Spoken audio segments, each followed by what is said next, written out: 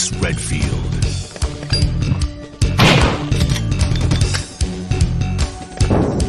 Jill Valentine. Barry Burton.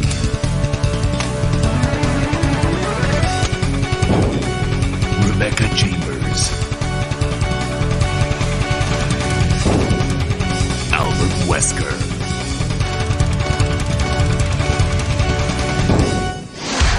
Resident Evil.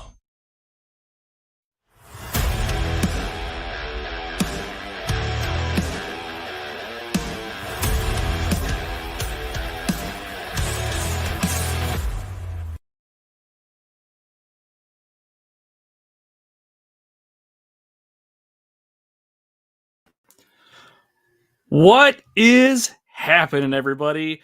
Greetings, fellow travelers, vagrants, explorers, and wildlanders, and welcome to the Retro Wildlands. Thank you very much for joining me today as I prepare to dive into the world of survival horror. I appreciate anyone that's been hanging out with us at least since 9 o'clock. I had some microphone difficulties that I figured out on the fly. I'm getting a little closer to being as tech savvy as I think I am. So thank you very much for stopping by. So we're not going to waste too much time and we're going to get right into this thing. But a little bit of backstory, just a smidge. I have been itching to revisit Resident Evil ever since I replayed it for the first time. Well, for the first time in, God, since I was a kid, really. I played it for the very first episode of the Retro Wildlands podcast. And that's the last time since I've touched it. And I've been meaning to go back to it. And I figure I'm slowly learning how to stream. I've been streaming with LL Cool Games, Lindsay, as we've been going through Sea of Stars together. And I figured, hey, I've got the house relatively to myself this evening, so I'm going to give this a try and see if it comes together the way I think it's gonna. Or this is going to be an entertaining evening for anybody watching because you'll get to watch me just go down in a ball of flames. But it'll be fun either way. So let's play some Resident Evil. Let's stream it and see what happens. And while I've played plenty of games before Resident Evil, this is the game that ultimately turned me into a gamer. So I'm very excited to play it again and have you all along for the ride. And I've got plenty of stories to share, so it'll be a good time. So let's get this expedition rolling, shall we? Mysticles, hey man, how's it going? Thanks for your love on the intro there. I put those together the day before yesterday, kind of had some ideas on how I wanted to kind of set things up for my first solo go around. So glad you approve, my friend. So, all right, let's get everything all situated here. Let's get this out of the way. Let's get you full screen. Let's get this here. Me here. All right, my Resident Evil overlay. God, I love this thing. All right, and let's dive in. All right. So I tweaked up the audio and everything so it's not too loud, although I hope everyone hears the sound of the PlayStation 1 startup noise. Good God, is that pretty. So, but if the volume of the game is too low or you want to hear it a little bit more, let me know. I'll tweak those as best I can. It didn't really sound the way I wanted it to while I was testing, but it's definitely hearable. And yes, Mysticles, I am playing the original version, not the director's cut, not the remake on the GameCube. This is OG PlayStation, as pure a form I was able to find it. The one that I used to have when I was a kid. Oh, I love this intro.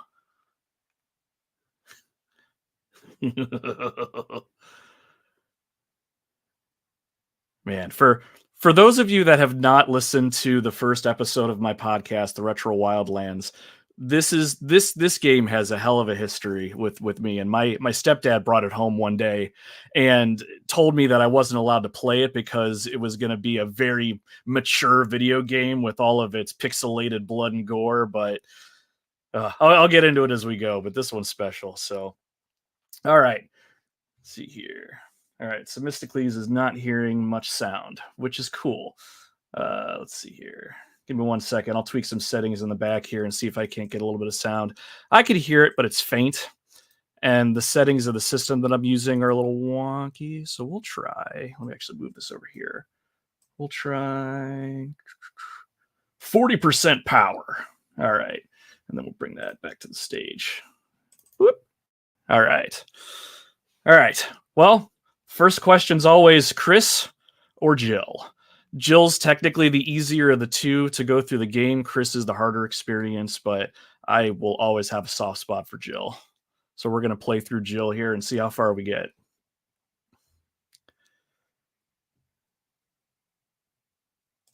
Yeah, absolutely, Mysticles. This game changed things in ways that we would have no idea.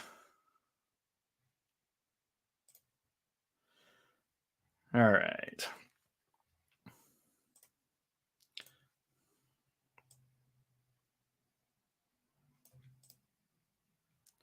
There we go. When I first saw this opening, like my stepdad was serious. He would not let me play this game. And I had to watch from behind the couch from my room so he wouldn't see me. But this live action cutscene here, I'll try not to talk over it too much, but I was enamored as a kid.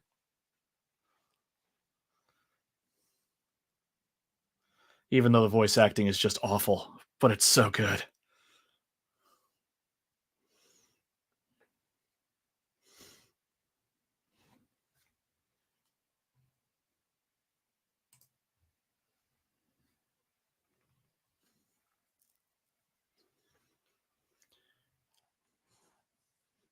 Strangely.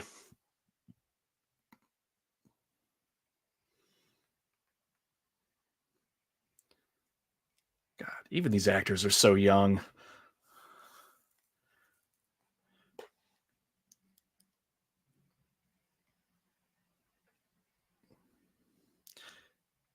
And this is even a censored version of the original opening. The original opening was a lot gorier. Like this right here, Forrest pulling up this hand.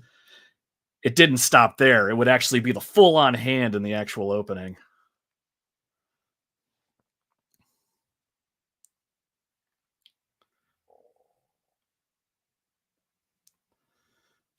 Hmm.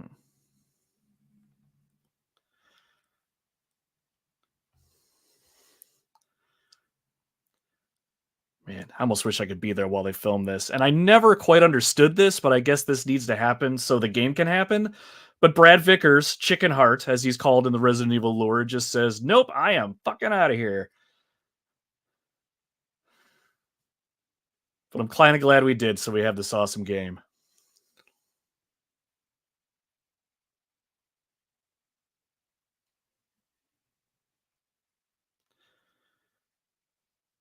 And then it begins.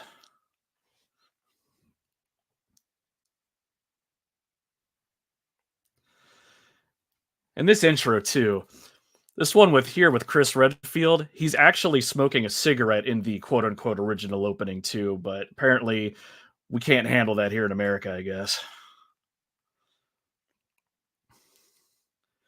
Barry Burton, the actor they picked out for this guy, I think was a high school teacher that just happened to be in the right place at the right time. I like Rebecca. And Albert Wesker is so damn cool.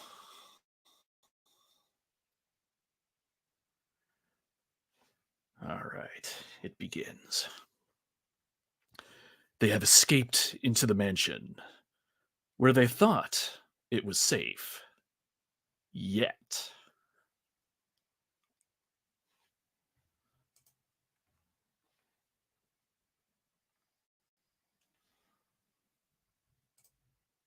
All Stars cast. You got that right, man.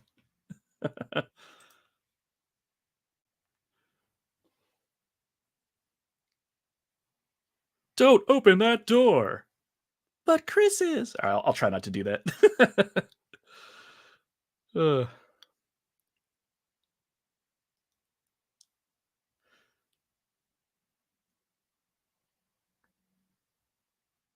okay, let me handle this. All right, last one, I promise.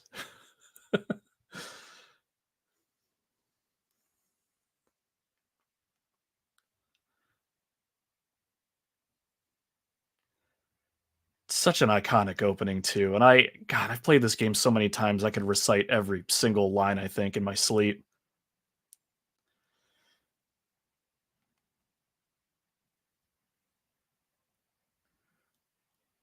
What always stuck out to me, though, in all seriousness, is even when I tried watching this game when I was a kid and sneaking behind the couch when my dad wasn't dad was trying to get me not to watch it, that kind of thing. It was always the absence of sound sometimes is such a it intensifies the atmosphere in such an interesting way. And this dining room always stuck out to me just because all you hear is that ticking clock. You don't know why the hell you're here. You don't know what's going on, and it's just fear of the unknown, really.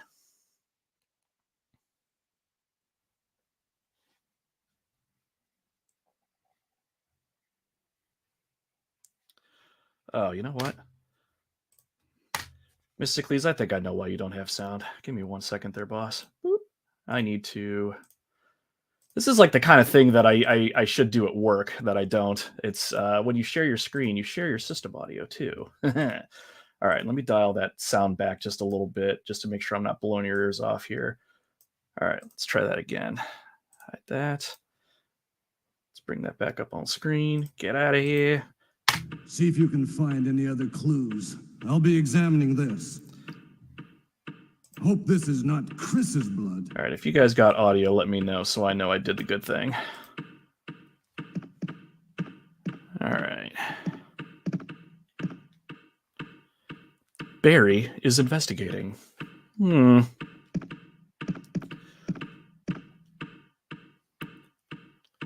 Oh, and the emblem too. Simple enough puzzle, but we don't need the emblem right now. Awesome, got that audio. There we go. See, we're figuring this out. Appreciate you guys bearing with me as I, use a subpar PC and less than generic technical skills. Now, anyone who knows Resident Evil in any capacity, whether you've played this game or not, knows exactly what's coming up next.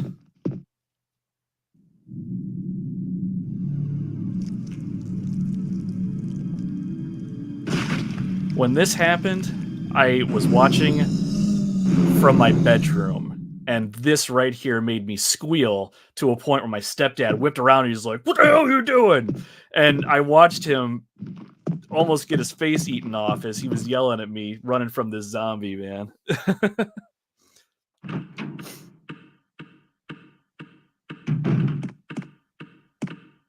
Barry? What is it? Watch out! It's a monster! Let me take care of this. And that right there is worthy, or makes that mature rating 100% worthy. What is it? Kenneth was killed too. Maybe by this creature. Anyway, let's report this to Wesker. It was at this point where my stepdad saw that I was watching out of the corner of the room and all that. He finally relented and let me come on the couch and watch him play this game. But it was one of those "don't tell your mother" kind of things, which was awesome. Wesker! Help me look for him, Jill. And don't leave this hall for the time being. The funny thing about this scene is you could go upstairs, you can go up and around, and you could actually kind of search for Wesker for a little while. And depending on where Jill ends up, ending her search, the scene actually takes place in different parts of the downstairs. It's a dumb little thing, but I always appreciated it. We'll just turn right back around and determine that our poor captain is nowhere to be found, which is not suspicious in any way, shape, or form. Find anything, Jill? Nothing. What is this all about? I can't figure it out at all. Beats me, too. Now it's Wesker's time to disappear. I don't know what's going on. Well, it can't be helped. Let's search for him separately. I'll check the dining room again. Okay, I'll try the door on the opposite side. This mansion is gigantic. We could get into trouble if we get lost. We should start from the first floor, okay? And Jill, here's a lockpick. It might be handy if you, The master of unlocking, take it with it you. with you. Thanks. Maybe I'll need it.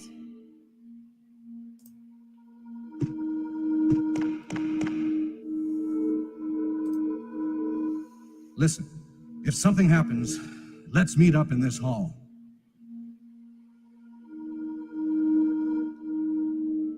This time I'll be there. Which I never quite understood what he meant by that. Was he not somewhere he was supposed to be at some point in the past? I don't know. Guess we'll never know. So now the game truly begins and we're left to our own devices. Jill's got 8 inventory slots, starts off with her handgun. And I always appreciate it too. These dumb little details. Like, I love the 3D models of some of the items that you can look at. I mean, it's too fun. And as bad as this might sound, ever since I started playing Resident Evil, even when I was a kid, I started to develop a I don't want to say fascination, but an appreciation for weaponry and firearms. And I love the fact that this gun is an actual gun. I don't know if it's still in service today, but the Beretta M92. I don't know. Anytime I saw it, I'd be like, "Oh, that's the gun from Resident Evil." But in any case, so now don't. Oh, Mysticles is trying to challenge me here. A no bullet challenge? I ain't that good, man. Maybe when I play this game enough and refamiliarize myself with that, I'll do that. Maybe. I mean, if I just want to make myself sad. I will say though, speaking of the knife, I always kind of liked how Jill uses hers, holding it upside down like that, although I can't understand how it actually works or gets any slashing power, but whatever, video game logic. Now, some may know, some may not know, certain events will or will not happen depending on some of the choices that you start to make now. Typically, you'll follow Barry's advice. You're going to go and search the room on the opposite side of the dining room, right? But I can go upstairs right now if I want to, and I can go check out... You know what? I think we're actually going to do that. No, maybe no. All right, am I going upstairs, or am I going to follow Barry's advice and go through the blue door here? Because things will play out a little differently depending on where we go. So I'll leave whoever's in the chat to decide. First one gets it, or I'll make the choice here in a second. But I always like that too. It adds just a little bit of replay value as you go. Oh, and make sure you don't open this door either.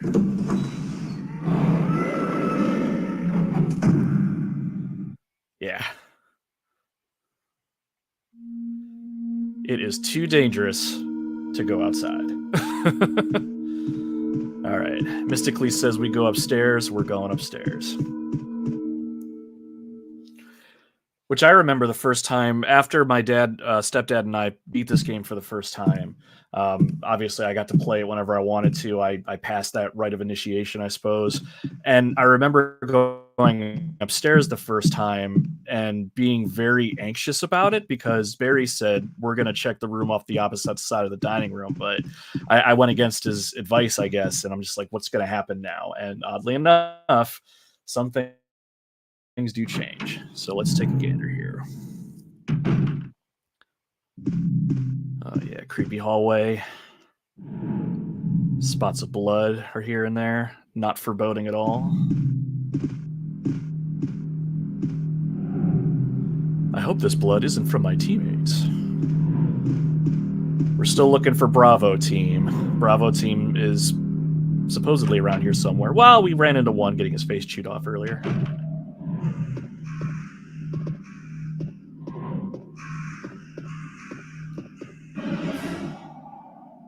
There's Forrest.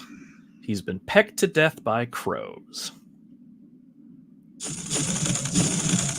Well, he may no longer be with us, but we're going to take the bazooka grenade launcher. Don't know why they call it a bazooka, but we're happy to have it. Let's get the hell out of here.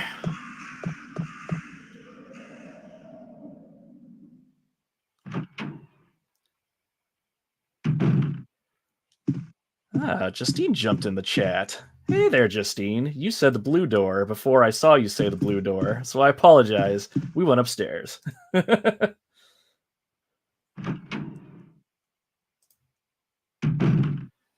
I remember renting this when it first came out. My mom rented it for me. Your mom rented this game for you, really? That is awesome. All right, we're gonna head back downstairs and go through the blue door. I had actually thought, and this is how much I don't remember about this game, I actually had thought we were going to run into Barry upstairs and have a conversation with him about Forrest, but we'll see. I can't remember.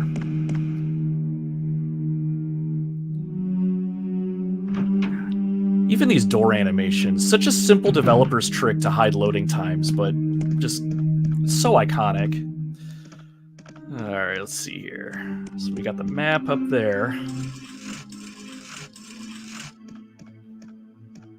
I always appreciated this game when it comes to simple puzzle design. It's not overly complicated. Makes you think maybe a little. So now we have a map of the first floor. Easy enough. I always remember looking at this when I was younger too and seeing all that space behind the mansion, and then me and my stepdad got excited because that meant there was something else besides the mansion that we got to look forward to, so that was cool. And as a school project, I can't remember for what class, but I actually created an outline of the mansion's floor plan for, I think it was social studies? I can't remember, but even this mansion comes with me everywhere I go. Now, how many of you watching walked up to this zombie not knowing something was going to happen? First time this happened, it scared the crap out of me, but I'm not going to let Jill get caught in the snares of this unsuspecting creature down here. And in fact, we're going to take him out the best way, saving bullets. Get back here. And I argue the moans and groans out of the zombies in this game are far better than any of the other Resident Evil games, period, point blank. I don't know what it is about them. Will you take the ink ribbon? I will not. Ink ribbons, for the uninitiated, were an interesting mechanic in the game. You can't just save this game whenever the hell you want to. You have to take an ink ribbon, load it into a typewriter, and then that typewriter will allow you to save your progress, and you'll lose one of those ink ribbons. So technically, you have a limited amount of times that you can save your game. So it made you think, do you want to save now? Do you want to save later? All right, Jill uses her Master of Lockpicking skills. Okay, now anyone that's seen this scene, don't say anything, because it's great.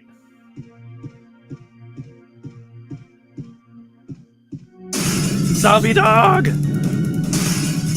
When that first happened when I was a kid, and I'll bet you anybody that had that happen to them, and that dog just flew out that window,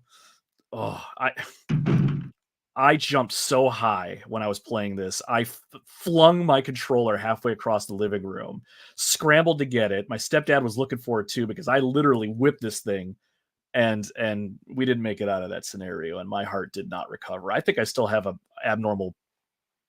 Anyway, such a good scene. That's probably one of the most iconic scenes in all of gaming, is that zombie dog flying through the window. Will you take the green herb? Absolutely, I will.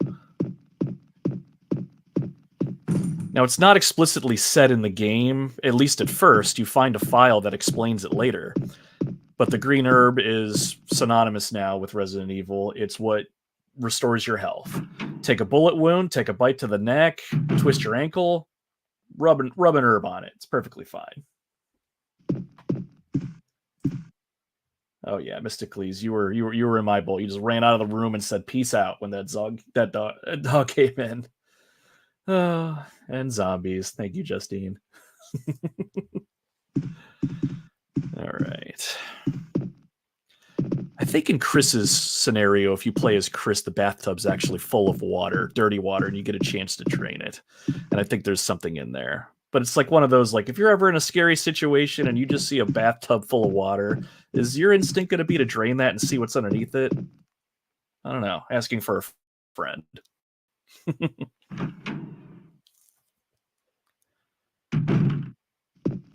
And again, I love the fact that there is no music sometimes and all you hear are footsteps.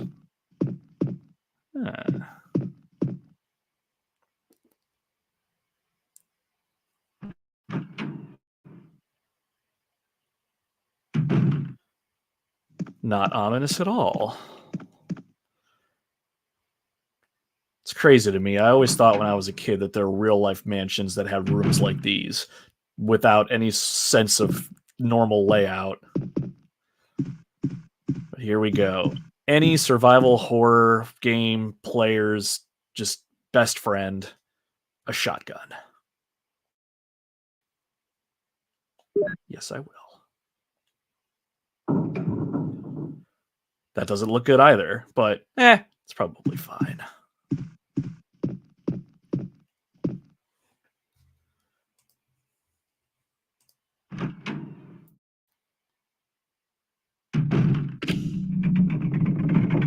Oh boy. Locked. So, stepdad and I definitely panicked. We tried shooting the door off, which, spoiler alert, does nothing. So we thought we royally screwed up here. And maybe we did. Hey, what's going on? Jill? Is that you, Jill? What happened?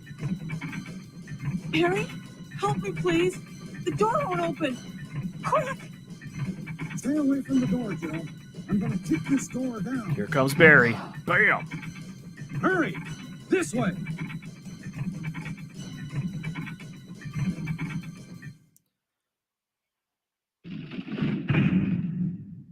Oh, Barry! That was too close. You were almost a Jill sandwich. You're right. Barry, thanks for Where it saving all my began, life. the Jill sandwich. But Barry, didn't you say you're going back to the dining room to do some research? Why on earth are you here? I just had something I wanted to check. Now, let's get back to searching for the lost captain and Chris, shall we?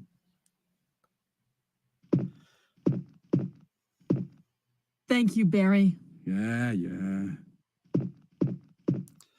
Barry Burton is by far one of my favorite characters in the entire Resident Evil universe, but even as a kid, I had no idea that something else might have been going on with him in that moment, but whatever. We're safe. We have a shotgun now. Everything's fine. Speaking of, let's add a little bit more to our arsenal.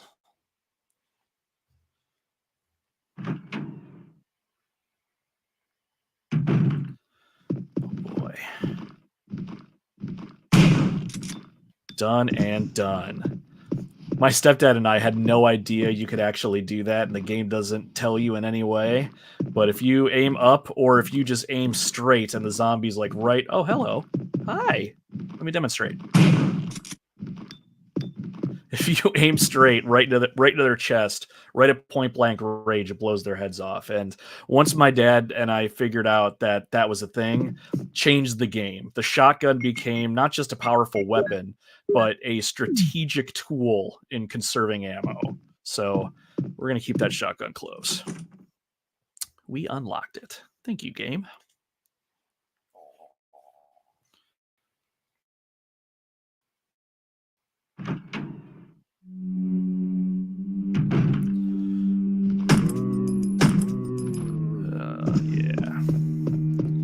Awesome. That's another thing, too, we had to learn. Once a pool of blood comes out from underneath the zombie, they are dead. Well, deader, I guess. Although it's interesting, when we leave a room and then go back to the same room that zombie was in, the body will actually be gone. And I assume it's just something that happens to save memory or what have you for the game system, but my stepdad and I freaked the hell out, thinking, it's gone, where did it go, is it coming back? But All right. Our first save room, Sans save room music, which is disappointing. All right. What do we got here? Will you take the chemical? Not sure what we need to use it for. Well, I do, but really we don't. But it's interesting. Anytime you need to use something, the game characters always know you need to grab it, so you just grab it, right? Nice thing too, kind of perpetual goes on through the series. You can check items for a little bit more information about them. So this is a chemical to kill the weeds, herbicide. Fun, fun, fun. I could picture in my head where we have to use this. Since Jill has deep pockets, I think we'll just take this with us. Oh yeah, there's 2 clips in the item box. Let's toss the bazooka in because I don't really want to use that. We'll toss the first aid spray, but we'll keep it herb. Not really going to use the knife, although I do want these clips, which as I got older, calling them clips just drives me nuts. They're magazines. Call it a nitpick.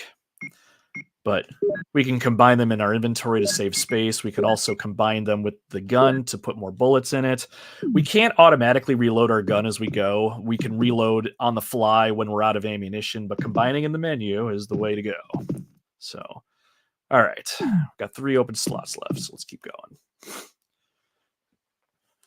That's another thing, too, I like about Resident Evil in general or these survival horror games. You only have so much space to equip stuff or take stuff around. So it's like, do you load up on weapons but not have enough healing items with you? Or do you load up on weapons and healing items but you don't have enough space to grab any key items that you might need to progress?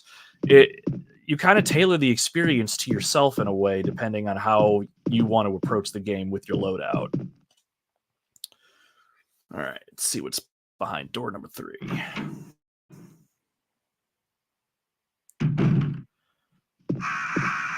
We got buds. The title is Give Me Peaceful Sleep. Oh, that's right. So this is perfect example of classic Resident Evil puzzle. Those birds won't go anywhere. I think if I keep walking and not run. But these paintings have buttons underneath them, and we have to press them in a certain order. Picture of a young man. There's a switch below. Will you push it? No. Oh, that's right. So this painting here at the end, there's a message. Give me the peace of death, and I will give you the joy of life. There's a switch below. Will you push it? No. So this was an easy one for my stepdad and I to figure out. We need to push the buttons in order, basically depicting whoever this is in the pictures from being born to when they die. So we've got a picture of a newborn baby. There's a switch below. Will you push it? Yes. Hey Andrew, welcome to the show, my friend. For you, it was Super Mario 64 back in the day. Such an awesome game. I 100% agree, although I hate to admit, I never had an N64 growing up other than the one that I got to maybe play at a friend's house. I missed out on this game big time, but I have it. I just need to get around to it. So hopefully I get to share in how awesome a game that really is. All right. Picture of a tire. Ooh. Not what we need. I think we're looking for infant. Picture of a young man. I feel like I'm in the tired middle-aged man category, personally. There we go. Picture of an infant. We've got a picture of a lively boy. And then we go back to the young man.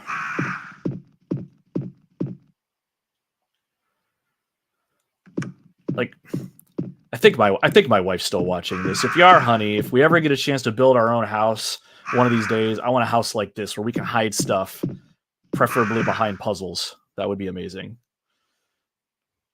Middle-aged man.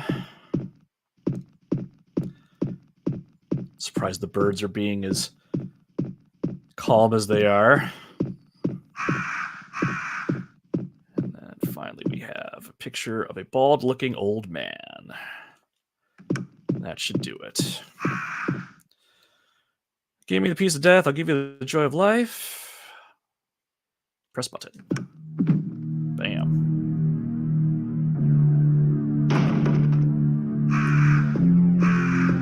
I always thought this music was the creepiest. Will you take the star crest? Which, items like this confuse the heck out of Stepdad and I. I mean, obviously this game is not like the rest of them, but it's like, what the hell are we supposed to do with that? But either way, it's a puzzle item that will get us further. In the pocket it goes.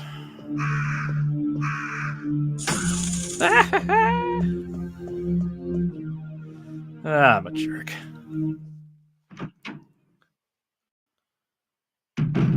Alright. What do we got here? Locked. Carving of a helmet. Oh, that's right. So we will eventually find keys in this mansion, and they are different depending on the symbol on the keys. There's a knight theme going on. Helmet, sword, armor, and something else. All right. I know that we are not going to need the Star Crest for a while. In the pile it goes. All right.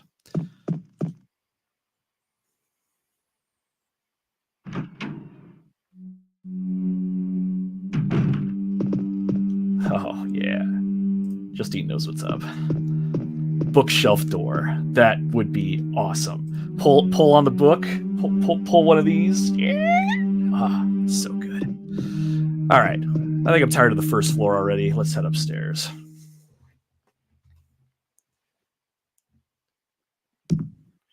These are like my stairs here in my home. Natural hardwood. Uh-oh.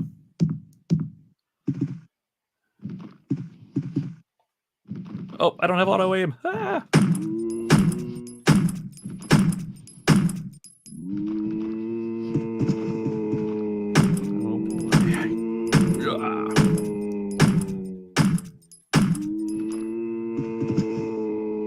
No blood. Still. There we go. Yep, I sound like that most mornings.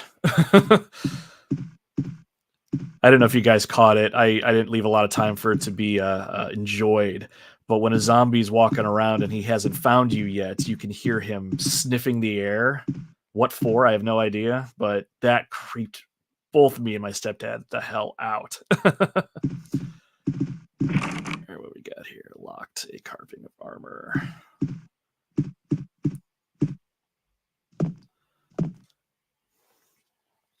But also, like, too, you guys probably noticed it when shooting the zombies, sometimes you'll blow off one of their arms. Just, I don't know. Back in the day, sure, I'm sure that was gory as hell, but anymore now, I think it's just one of the more cooler game mechanics. All right, I can't handle not having any bullets in the gun. There we go.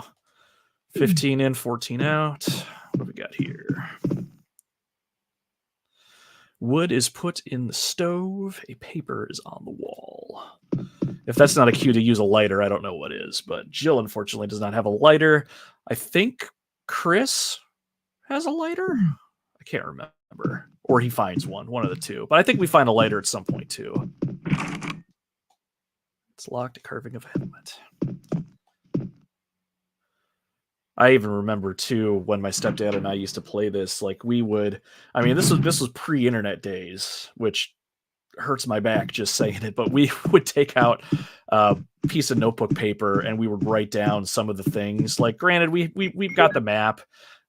We can look and see kind of where we need to go. But even on this map, as nice as it is, it doesn't explicitly say this door's locked with X or what have you. So we would make little notes. The helmet door is on the second floor by the fireplace or whatever, just to keep track of where we were going. Like, I loved unraveling this mystery of this mansion with him. It's by far one of my favorite memories with him. You unlocked it. All right.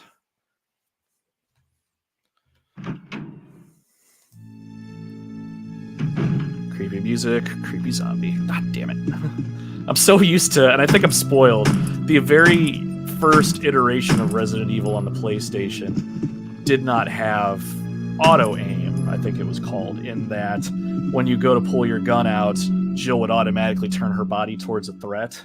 I'm so used to that now. I'm expecting that to happen, but not in this iteration. And honestly, I kind of like it that way. Oh, hello.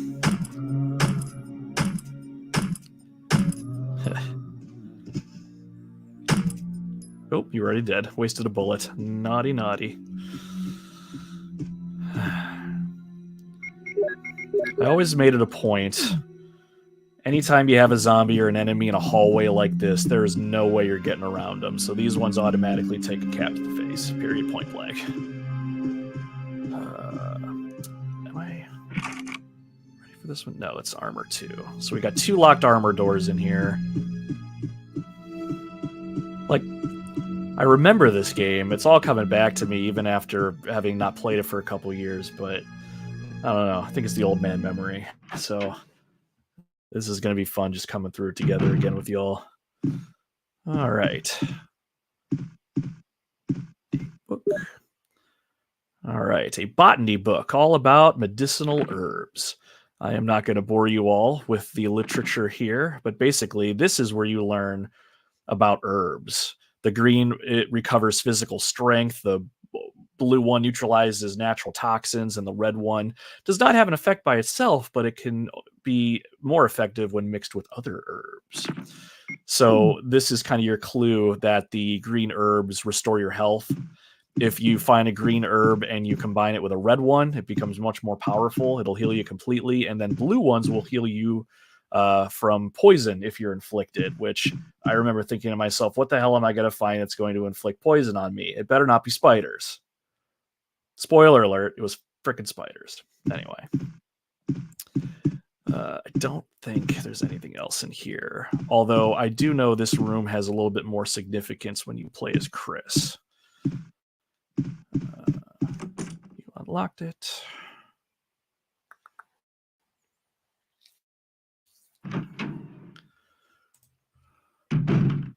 Oh, that's right, we're right here. And this doorknob's busted. That's right. I remember once coming through here, that zombie was over here, and then that other zombie was here, and I freaked out and tried to open the door, and the doorknob was broken. That was a cheap-ass scare, but it got me. But I somehow made it through.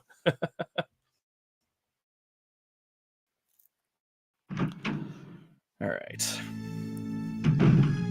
So I think our way back to the first floor and check out what's on and around the dining room, I believe.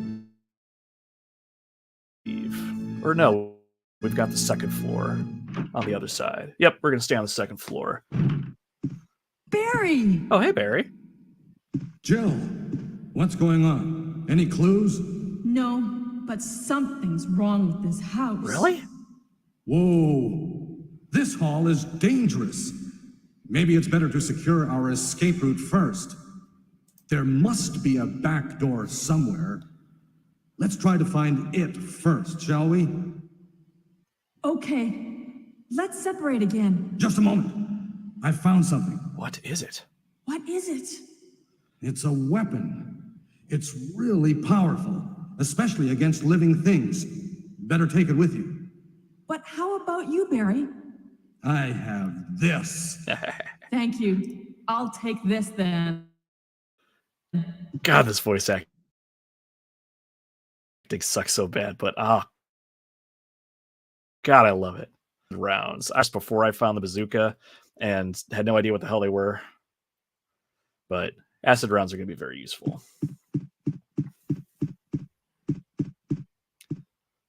All right. Thanks, Barry. You're a pal.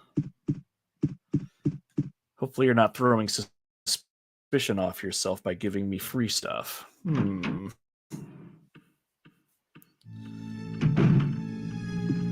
Hello, Mr. Zombie. I don't think I need to take this one out, but let's be thorough. Done. the interesting thing, and we could even see it back when we were playing on the original PlayStation, these pre-rendered backgrounds are, well, they're pre-rendered, they don't move, and they're flat-ish. So when we see something that contracts that, like this statue, you can see how rezzed up it is. We knew we were able to do something with it. Oh, hello, buddy. Which I will demonstrate here shortly. Done. All right, so push the statue. This was another one that was pretty easy for us, me and my stepdad, to figure out what to do with. Just a gap in the railing, very suspiciously placed.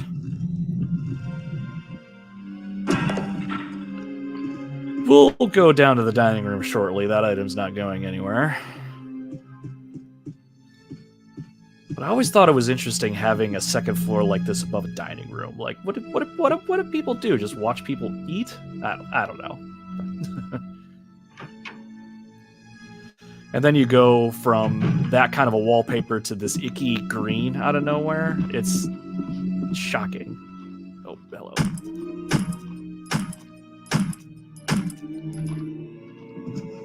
No way we're sneaking by these guys. Well, we probably could, but I ain't risking it. Oop, out of ammo. Oh, dude! I am actually out of handgun ammo, so I wasted those bullets, and you're gonna feel my wrath for vomiting on my face. And he hit me on the way down. What a jerk.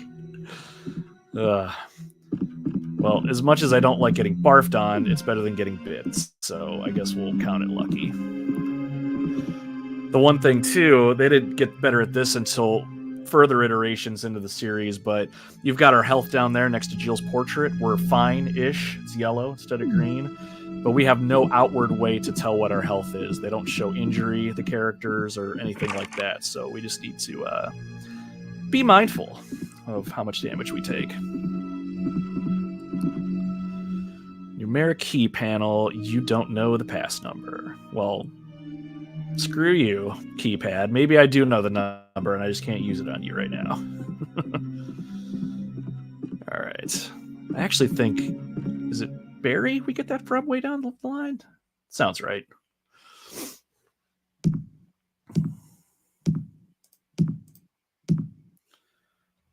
All right. Hello. Come on. Come on. There we go. Jeez. That's right. There's like 3 in this area, I think. Come on. Dude, with the vomit. Whatever. We're kind of in a precarious spot right now with ammunition, with only 2 shotgun blasts left and no handgun ammo. Maybe we're going to have to start running around some people. I don't think I'm using my resources very well. What do we got here? I'm going to store the acid rounds. I know we got the bazooka, but I will be damned if we use the bazooka on a standard issue zombie. We'll make it, I think. All right. What else here? Ribbon. All right, just for funsies. I'm not going anywhere, but I'm going to save my game. All I can think of is I'm playing this game in front of however many people are with us, and who's ever going to watch me later, I'm going to die. It's just written, I'll bet. So let's use the ink ribbon to save our progress.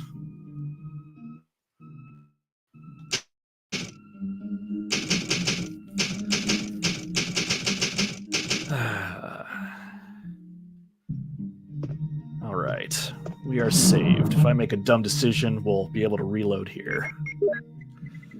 Back in the pile with you. I'll keep those herbs on me.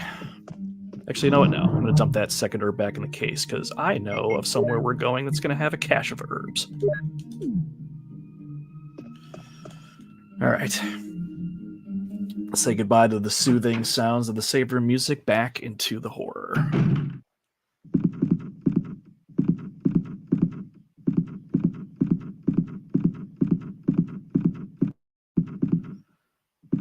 All right, you know what? We're going to run around you. It's locked, carving of armor, and there we go.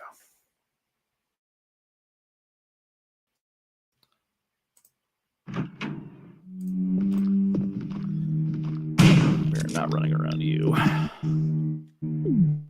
Done. One shot left.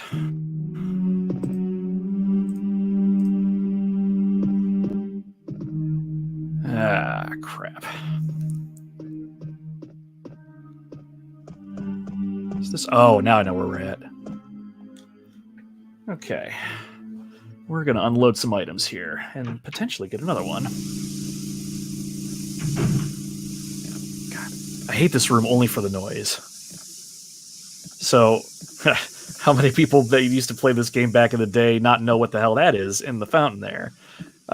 Take my word for it. It's alive. It'll just smack you in the face if you get too close. All right. So in order to get past it, we need to dump the chemical in this here old pump. The lid is open with an exclamation point. Ah, Resi Claire Redfield has joined. What is happening? Good to see you. I can imagine you've probably played through this game hundreds of times, I'll bet.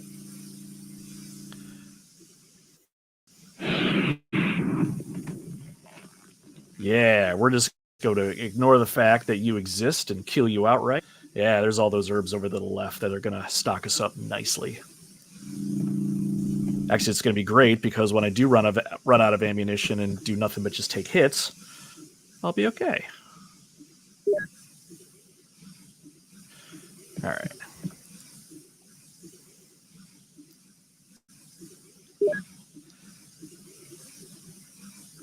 Too many times, you say? I don't know if there's such a thing as too many times playing Resident Evil, my friend. I used to, when we did get the PlayStation and we did get Resident Evil, then eventually Resident Evil 2 and Resident Evil 3, those were the games I would just play nonstop when I was a kid. Like, it was, I mean, it's classic when you're young, you really just replay the games that you have, right? Maybe you get a new one on your birthday, maybe you get a new one for Christmas, but it's not like today where you're swimming in games digitally or otherwise. So yeah, Resident Evil was my jam for the longest time. It was to a point where I know I was able to beat this game in under, I think it was 3 hours to get the infinite rocket launcher at the end. But I know I did it a lot quicker than that, but I'll have to re-practice, as it were. All right, so what do we got here? I think this is the armor key, if I'm not mistaken. Let's take the mansion key.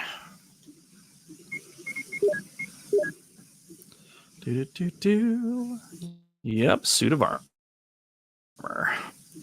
Cool. I think most of the locked doors in the mansion take this key, so a lot has opened up to us. We sure as hell aren't any closer to figuring out what the hell's going on here. Although we are headed to a spot where we're going to get a little inside info from somebody here shortly. All right, let's see if I can squeeze by you. Keep on turning. Keep on turning.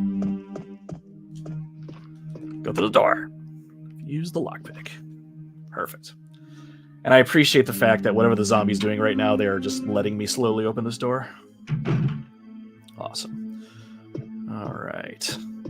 This room in this mansion is my absolute favorite. Cannot carry any more items. Hold on. Let me actually, let's use this one. And we'll combine those two for funsies. But I absolutely love this room. I can only imagine, and you guys will get a taste of it here in a second, but I don't know, I'll call it the history, I guess, of this room. Just so much has happened in this room. There we go. All right.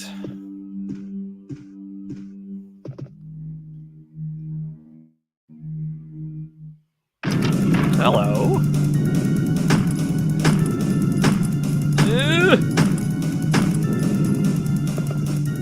Oh, music's still going. You're still alive. Whew. That was close for comfort. All right, what do we have here? The Keeper's Diary.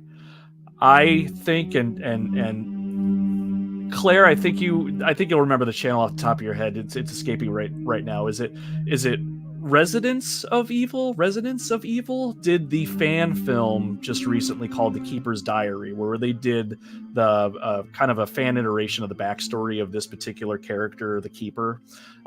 Definitely check that out on YouTube if anybody is even remotely interested. Search The Keeper's Diary. It should be one of the first things that pops up. But this diary right here, I am not exaggerating, gave me chills when I was a kid. It was one of those, like, my stepdad had that like stoic face on, but me, I was shaking on the inside.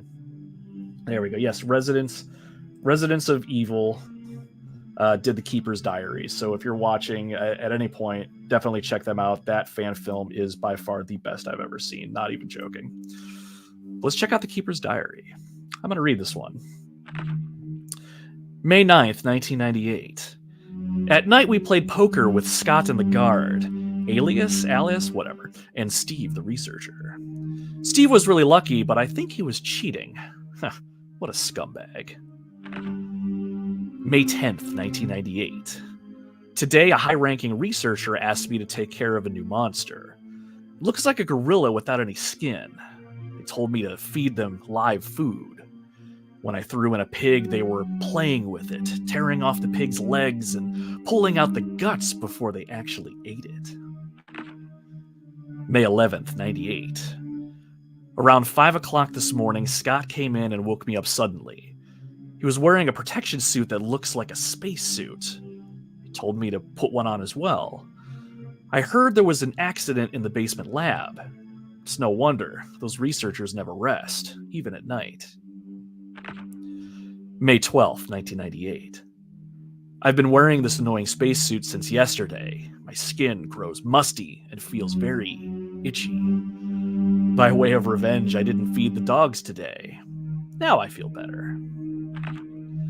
May 13th, 98. I went to the medical room because my back is all swollen and feels itchy. They put a big bandage on my back, and the doctor told me I did not need to wear the spacesuit anymore.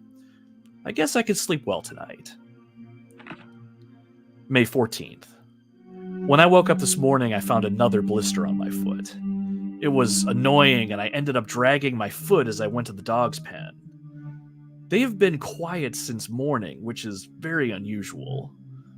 I found that some of them had escaped. I'll be in real trouble if the higher-ups find out.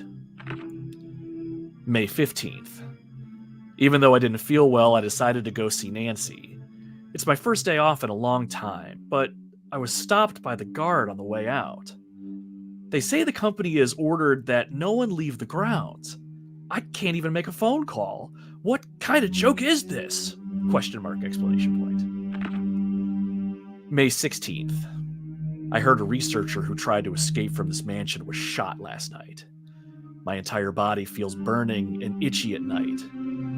When I was scratching the swelling on my arm, a lump of rotten flesh dropped off.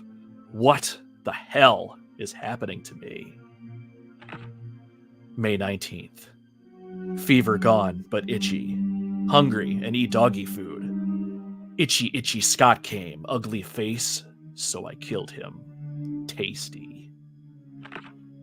4 itchy tasty. It's not too hard to know really what happened there, but that particular person succumbed to, well, we know it as a virus, but the illness or whatever it was that turns you into a zombie, and we got to experience him slowly turning over time. I mean, I can't verify, but I'm sure I had nightmares as a kid after I read that. I mean, just putting myself in his shoes and knowing that he slowly saw himself turning into a zombie. I mean, it's so subtle. It's just a text file in a video game, but the implications of it was always so fascinating to me. Like, these zombies aren't just here.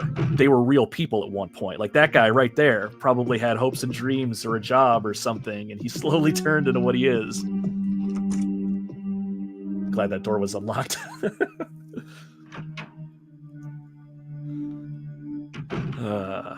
We're back in the room where we saw that first zombie. Oh boy. Here's Kenneth from the Stars Bravo team. He's now become a mere shadow of his former self. We reach into his crotch really quick. I know you were a beloved teammate, Kenneth, but you are not going to need your bullets any longer.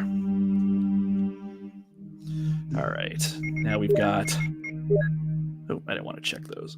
Get out of there. We've got more ammunition. We got a little bit more of a fighting chance. All right.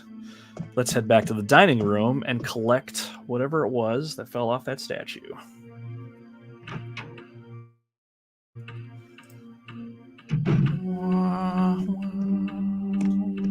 And I think I want to grab this too. Actually, I don't have space for it. Crap. I know what I can do. Okay. All right, so what do we got here?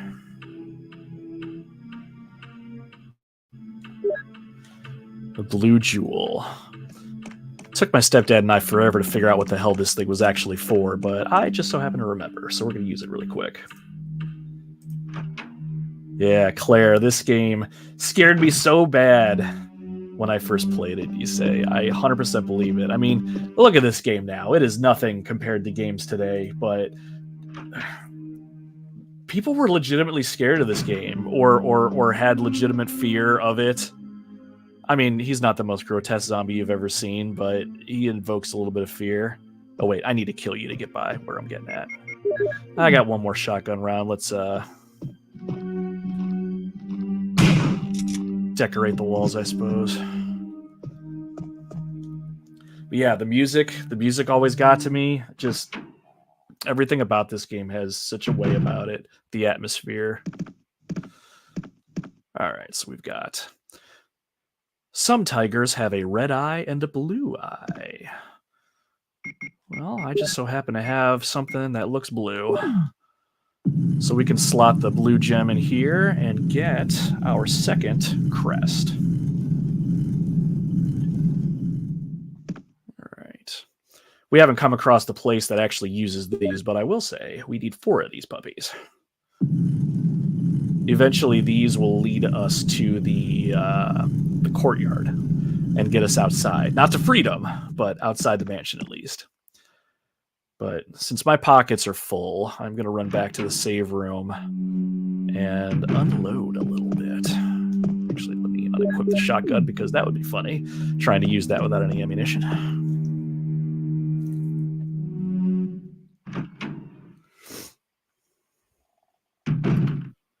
I think I left a zombie alive in here, right? Oh, shit, there he is. Ooh, there we go. Whew, still got it.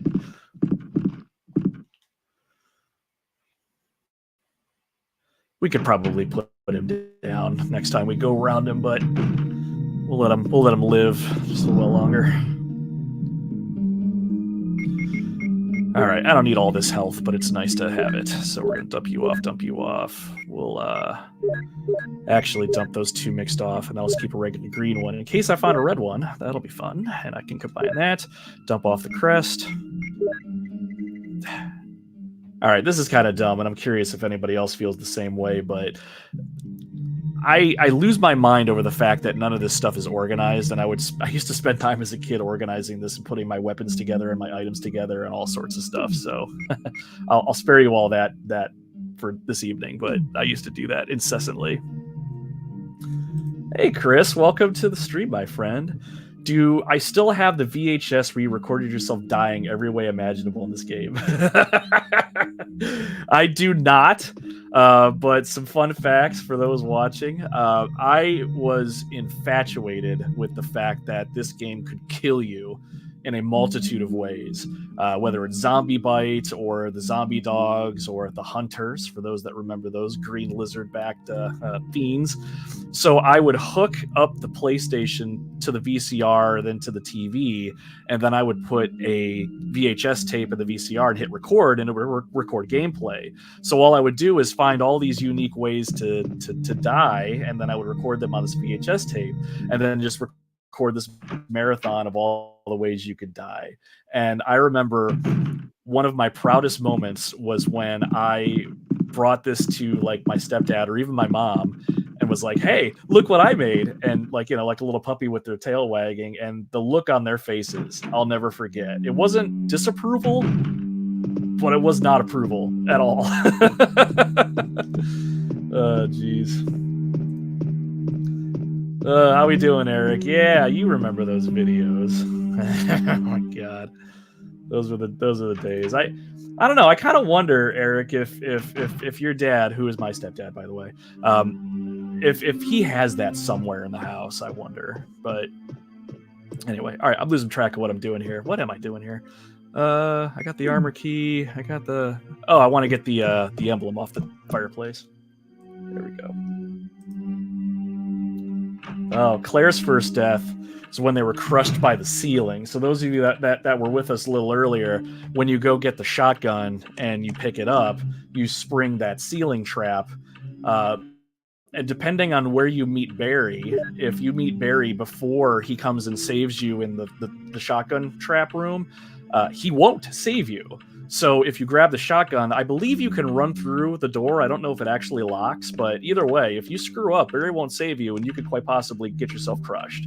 So, Claire, I can't believe like that was the first way you went, because that had to have been nerve-wracking. All right. It's locked from the inside. Use the lockpick. Oh, I remember this room now. Another iconic room in the mansion. Like, I didn't really appreciate this when I was a kid, but the fact that this place has a full-on bar with a grand piano, just, God, I would love that in my own home. Not that I could play the piano, but it would look nice. All right, so the shelf is obviously out of place, so we can push this aside to reveal music notes.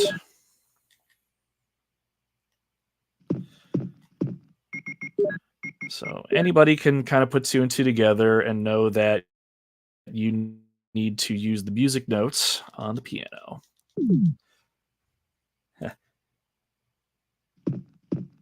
Eric, your favorite death was the hunter when it took your head off. Depending on how much I play tonight, I don't know if I'm going to get that far, but you never forget your first hunter decapitation. I'll just say it that way, because even though this game was gory and realistic, quote unquote, for what it was, never expected that thing to just take your head off in one fell swoop, which makes the hunter such an amazing enemy because it completely changes the game. All right, so lucky for us, Jill knows how to play the piano and read sheet music. And it's the Moonlight Sonata, which I believe is Beethoven. Which, this is going to sound kind of dumb, but when Jill played the piano for the first time, I actually thought it was beautiful. And it was one of those, it kind of got me into piano a little bit, kind of the music, classical, if you will. All right, classic trap wall, if you will. Yes. Chris, unfortunately, can't read music. So if you're playing as Chris, he will have no idea what the hell to do with the music. But lucky for him, Rebecca Chambers, who he finds in the mansion, is able to help him. God, I remember that. All right, so what do we got here?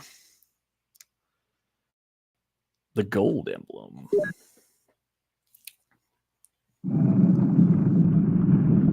Oh no! We're trapped! Whatever will we do? This was another puzzle that my stepdad and I figured out pretty quick. Take the wooden emblem or whatever material this thing's made out of, put it here, so it only makes sense that we go back to the dining room and put the gold one above the fireplace. So we gonna do that.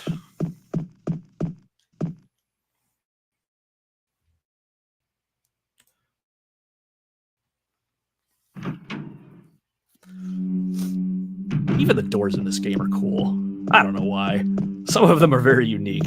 I mean, the door animations, the loading animations are so iconic over the course of, well, most of the games, but I don't know. Wonder if I have a top 10 doors. Never mind. All right, to the fireplace. Let's dump that gold one in there.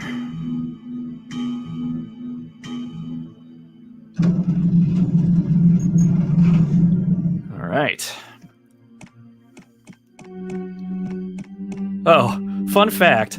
This painting that I'm standing in front of right now is based off an actual painting. I can't remember for the life of me what it's called, but the actual real life painting is actually of a man, and the game incorrectly calls it a woman.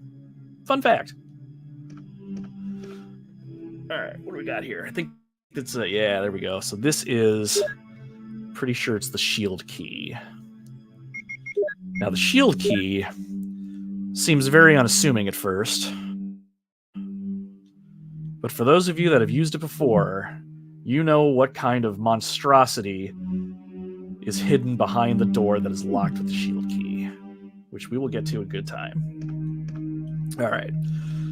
So we got the armor key, which means we can search upstairs a little bit, and I think there's a room downstairs we can look at. So let's keep unraveling the mystery that is the Spencer Mansion.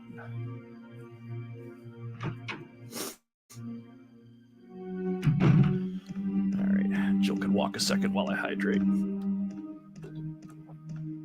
Excuse me. All right. We didn't check it earlier, but I know this room is locked with the armor key, so we're gonna check it out.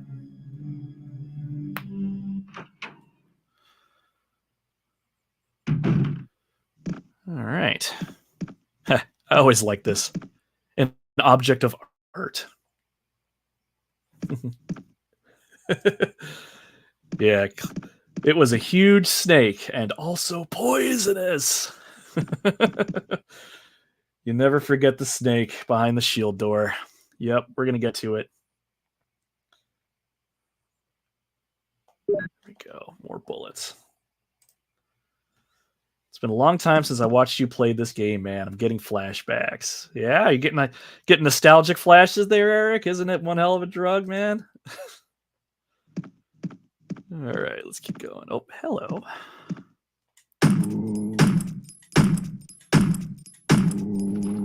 Down you go.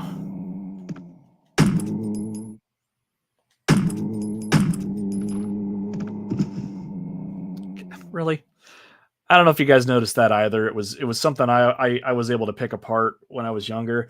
If they fall, but they're not going to get back up, but if you go next to them and get too close, they'll grab your leg at this point. And the only reason I know that is when they fell on the ground, their body like twitched forward just a smidge. So we're not going to let that happen, obviously. But yeah, if you're not paying attention, these zombies can really get to you. Let's see here. The desk is locked. Will you use a lockpick? Oh, that's right, too. That's another part of Chris's scenario. If you play as Chris, well, he can't play music, and he sure as hell can't pick locks. So you have to find these little small keys, I think they are, gather those up with his limited inventory space to be able to check out those desks and find some stuff.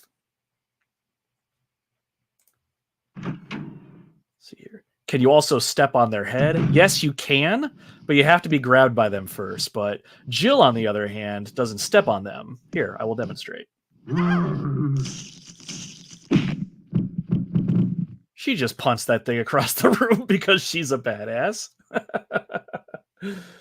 I read somewhere that the amount of force it takes to kick a person's head clean off their shoulders is like superhuman and would be completely unrealistic, but I don't care. That was awesome. And if I didn't take damage, I would do that every single time. All right, what do we got here? Oh, I always thought that was cool too. Just a dumb little trick. I actually think from a developer standpoint, they actually code 2 instances of Jill and have her on the screen twice to do the mirror effect here. Same with the zombie, I think. Oh, that's right. You don't have the key for this room. I think you get it no matter what, but when you finish the game, you'll actually get the key to that closet, which will allow you to change into an alternate costume. I cannot for the life of me remember what Jill's alternate costume is. I think it's a crop top and jeans, maybe. But it's funny. I don't know how everybody else feels, but I was never one for alternate costumes. I mean, unless they were just something really outrageous or I don't know, a callback in some capacity. But I never really cared for alternate costumes, so I don't really use them all that often. Let's just combine these to save some space. Oh, I did pick up shotgun shells. What am I doing? Let's load this puppy up. And this is kind of a quirk too. I don't know if anyone feels this way, but I just like watching the reload animation as opposed to just combining it in the inventory if I ever get the chance. But in this case, I'm not going to wait until we run out of 6 bullets here. Okay. And then I think this is an ink ribbon that I don't really care to take with me right now. Yeah, we're going to just leave that here. I think we're in a good enough spot, and I've got a couple ink ribbons in the save box. We're not gonna need to use it right off the bat. All right. So that's one room explored. We've still got 3 or 4 more rooms with the armor key that we can check out here. Eric asks, have you seen Resident Evil Death Island? I have. It was to a point where I consider myself lucky, I guess, but they were doing orders for the movie on Amazon, and I was able to get a steelbook version of the Blu-ray, and I watched the movie that way. I liked it. It was actually really cool because I think, well... Oh, hello. I forgot you were here. Damn it! Hold that thought, Eric. Other dog. I should go in there and kill them. I actually, if I remember right, there's a yeah, we're gonna go take them out. There's bullets underneath one of the shelves we're gonna go collect. But anyway, back to your question, Eric. Yes, I saw Death Island, and I am pretty positive that those CGI movies are all canon as far as the story of the games go.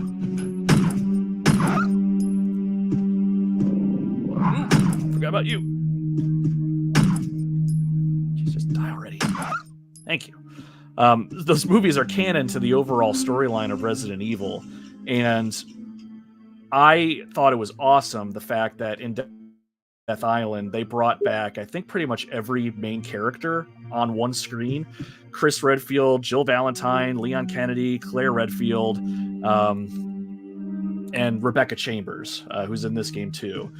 It was the first time that they were all back together in one spot, which was really awesome. I know one of the cooler things too is, at least if you're a Resident Evil nerd lure nerd like I am, you'll know that Jill and Leon never meet in the games or in the movies up to that point, and they meet for the very first time. So that was really cool. I like that kind of nostalgia feel of seeing everyone together. But as far as like the actual movie itself goes, it was fine. Like, the story was cool. I liked the villain, and I kind of liked his backstory, but I didn't feel all that invested in him. And I'm trying to tell Eric a story here, dog, and I think one of you is going to jump out at me right now. Oh, yeah.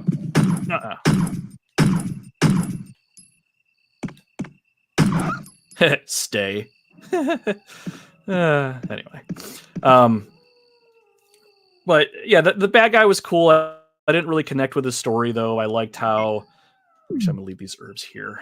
Actually, no, I'm going to pick one up and use one. Anyway, I liked how they gave him kind of a little bit of a backstory, kind of tragic, and gave him kind of a bit of a motivation to do what he did. But I also didn't really like the fact that it didn't amount much more to, well, I was part of an injustice and everyone's going to die because of it. It's like, another shallow villain. I felt like, anyway. But the movie was good. Lots of good action set pieces. So, yeah, it was solid. I would recommend it if you're a Resident Evil fan. If you're not, probably not going to get that much enjoyment out of it. Whoop, hello. Let you go.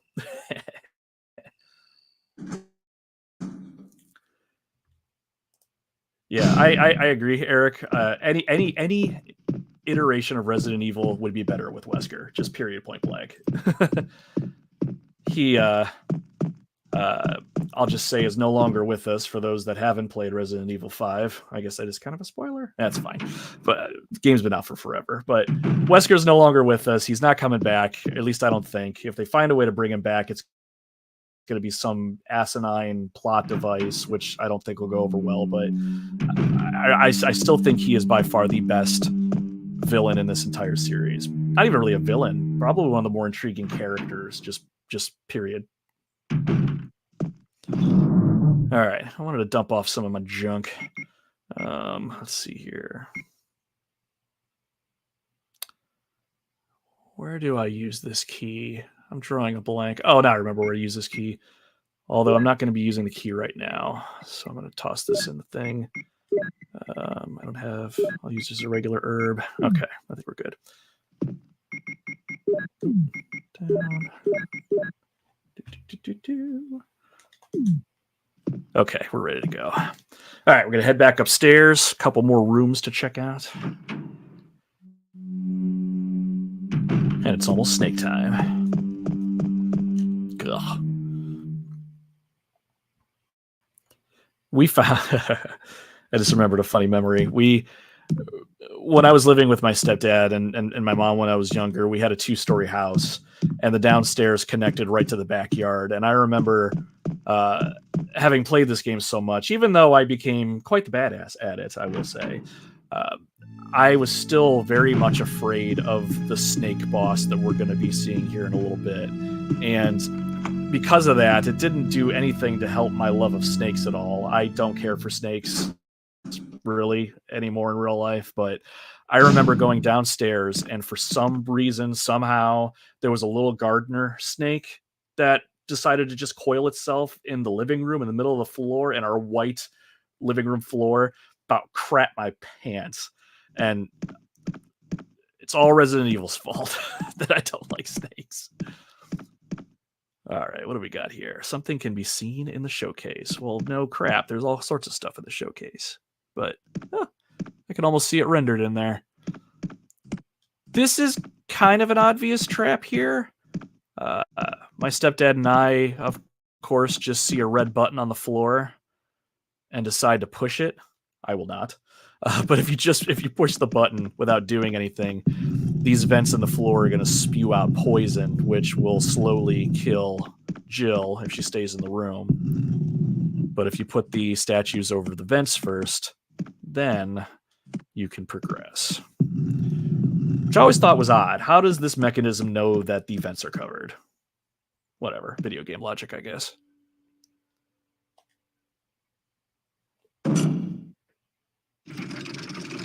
Yeah, Eric, I did try to complete this whole game with a knife once, and I don't know if Mysticles is still on the stream or not, but he challenged me to complete this game with the knife. So there's your proof that I tried to do it once. I don't think, Eric, I was even successful at doing it, but it was fun.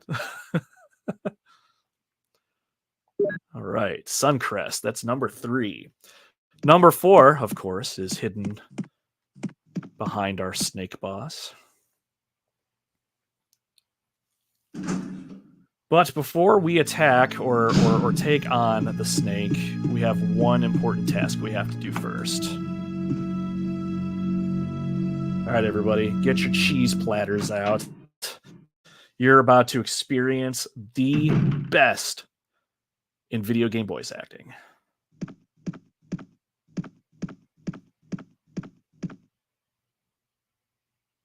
Richard, what happened? Oh, Jill, this house is dangerous. There are terrible demons. Ouch! Ouch! You're wounded. What kind of demon attacked you? It was a huge snake and also poisonous. Ugh. Poisonous? Richard, hold on. There is serum. Oh no, I should have brought some with me. No problem. I'll go and get it. Thanks.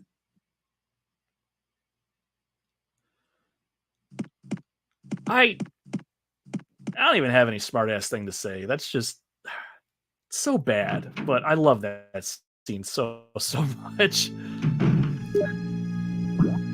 All right, so we have to go collect the serum for Richard. Now, I do believe, and I don't think I've ever done this on purpose, and I don't think I'm going to do this tonight, but I believe if you take too long, Richard will actually die before you get back to him. And I believe the whole reason you want to get to him quickly, sure, you're going to have a quick conversation with him, but I think he gives you a radio which gives you access to some dialogue. And I think if Richard dies before you get back to him, he doesn't give you the radio and you miss out on some dialogue. But we like Richard. We're going to save him because he neglected to bring snake venom serum with him in this haunted mansion. But luckily for us, we know where it's at. Which I actually thought was kind of odd, now that I say this out loud. Unless you actually examine this particular shelf, how does Jill know this is where the serum is? Whatever. The rest of the game needs to happen, so we will collect the serum. Bam. Off we go.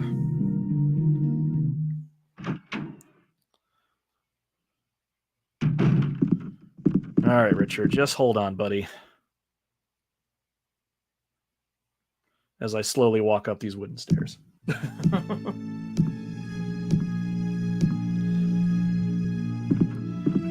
It stinks, though. We never really get a lot of background into our Bravo team compatriots. I always kind of wanted to know a little bit more about Richard, a little bit more about Forrest. And I think as more games have come out, the lure of the universe has kind of expanded. We kind of have that, but I know this is a old PlayStation game, but I would have loved a lot more of that playing this game when I was younger. Like,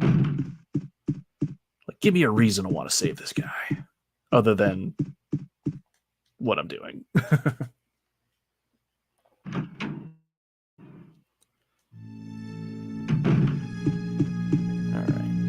And it was probably advantageous that we cleared out all those zombies because we were pretty quick at getting back. Here's the serum. Richard, hold on. I'll give you a shot now. Jill, here's my radio. You should keep it. No! Richard! Jill, be careful.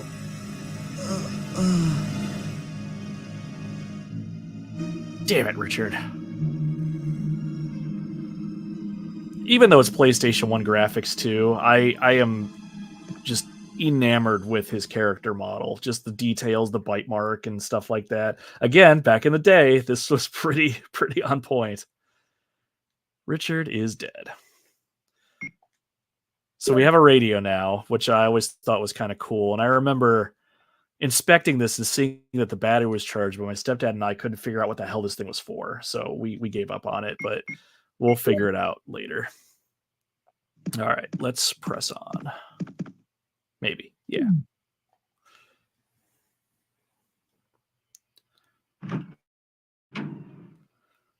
So now we're moving forward, and the looming threat of whatever it was that attacked Richard is now in the back of our minds, which, again, kind of dumb in thinking about it now, but as a kid, just knowing that there's something out there big enough to bite him practically in half was enough to put me on edge.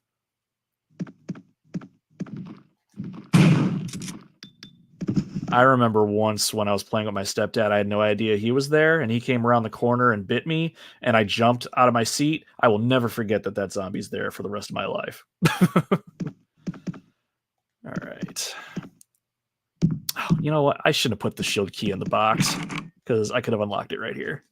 Damn it. We'll have to backtrack a little bit, but before we do, let's go in here.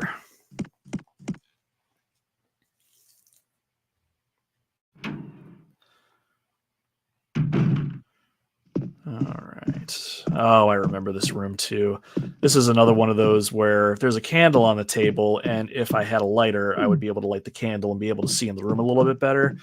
Pardon me. There is an item behind this bookcase,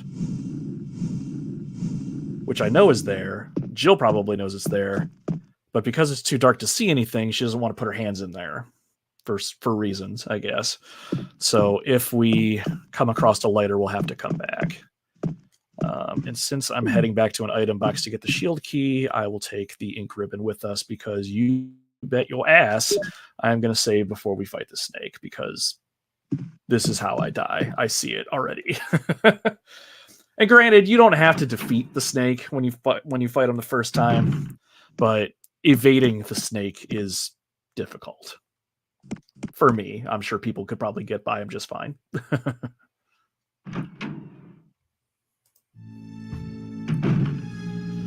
All right, we'll just leave Richard's body there, which is disappointing in the fact that he does not have any ammunition on him. I guess that means he went down swinging, right?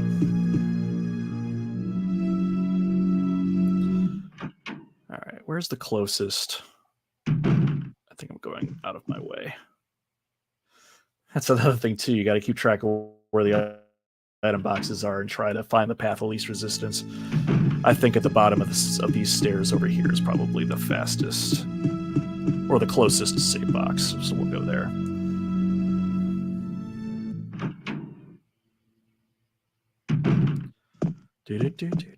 Oh, that reminds me, that door down there is open with the armor key. We'll do that next. We'll keep the snake fight in suspense. But I promise, before I take off this evening, we will fight that snake. Blah.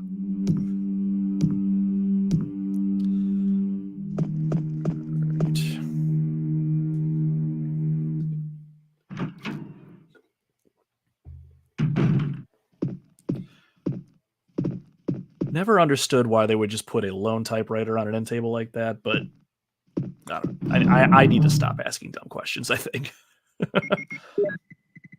All right, ink ribbon away, Suncrest away. I think I want to I want to take that with me. I'll need that shotgun. Okay, we're going to leave the shield key alone for a second. We're going to go check out the room upstairs really quick. And I think there's a few things we're going to gather, then just dump them back in this box, then grab the shield key and go fight Snake. There we go. I got a plan. It's kind of like I know what I'm doing. Kind of.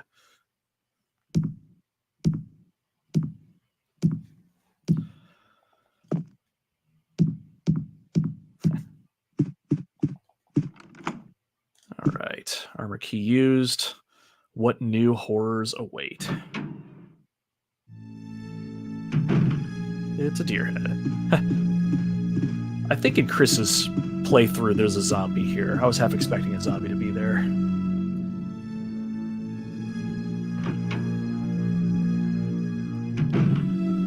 Alright, what do we have here?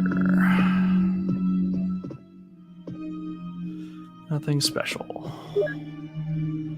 Researcher's will. Oh, I remember finding this too. Depending on your order of events or how you search the rooms, you can actually come into this room and Barry will be here. But we missed Barry, and because of that, it's a letter. The top of the letter is missing. The remaining says, "Yes, I'm infected. I did everything I could, but I could only delay the progress by a few days. The most frightening thing is that I forget more about you by the day. So I chose a peaceful death rather than becoming the living dead. Within an hour, I will have entered my eternal sleep. I do hope you'll understand my decision. Goodbye and forever yours, Martin Crackhorn." I believe the first part of that memo drops a hint at who the real bad guy is. I won't say who in case you don't know. You probably know. All right, so what do we got here? So that's another thing too. 2 high-res objects in the room. We can clearly push these. And I think I have to do something here first. That's right. Seems someone has searched here already. Appears to be a switch. Will you push it?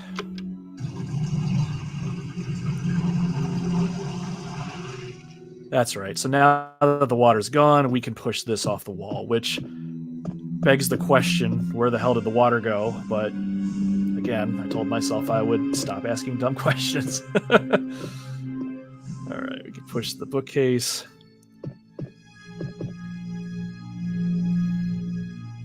Bam, explosive rounds. Hell yes, I will take that. That's another thing. If I ever get my own house with secret passageways, I just want that in the wall, and I'll hide it behind some bookcases. You never know.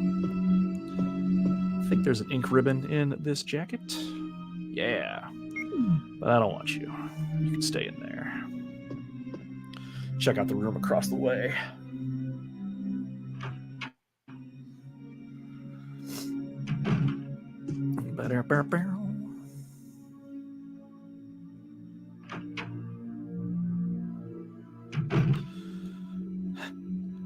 That's right. I remember this room now too. Came in here for the very first time playing with my stepdad, and do you see how the bed looks? It almost looks like there's bodies under there. I am pretty positive there is. I would have to imagine maybe there was some people that succumbed to the virus that were killed and just put under the bed sheets. Maybe not. Maybe it's just the way they're rendered. I don't know. But I don't know. Maybe not. But it freaked me out. Like, how many times do you go into a video game and you go into the stereotypical morgue and you come across all the dead bodies and stuff like that? So yeah, this room always freaked me out when I was a kid. But thankfully, there's not much here except a red herb. There is some bullets behind this bed because someone only slept well at night with bullets, I suppose. Ah, here's the lighter. What? Hold on, I gotta look at that closer.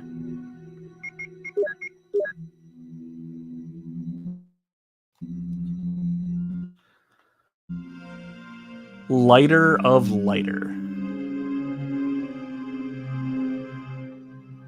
Some fluid is left.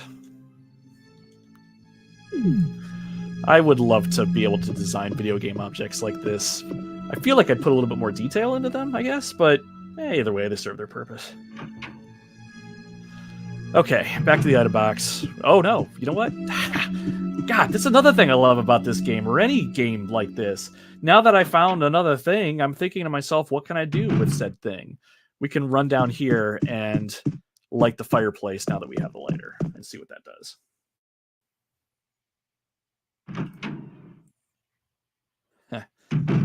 Eric, all I'm missing right now is that liquid cheese popcorn. I know it has nothing to do with the game. I remember eating a bunch of popcorn and just pouring that liquid cheese all over it. It was chef's kiss. All right, let's use the lighter. Ooh. A conveniently placed map of the second floor. Cool. Ooh. Feels on fire. If it's not obvious, I am not playing this game on original hardware, so some of the cell shading and things like that are a little wonky, but whatever. Okay, now back to the item box. Dump off our crap, get the shield key, save our game, and then go fight Snake and pray to God that I don't get eaten.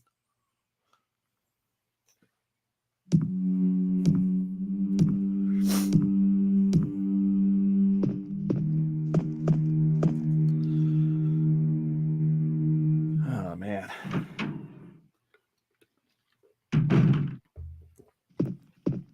My goal, I think, for the most part, everything seems to have gone pretty well with the stream. I've been at this for about an hour and 40-ish minutes. I did have a little bit of a rocky start with the microphone. Found a new cord for it that seemed to work. So I would not mind playing through the rest of this game on stream like this. I think it would just be fun to do.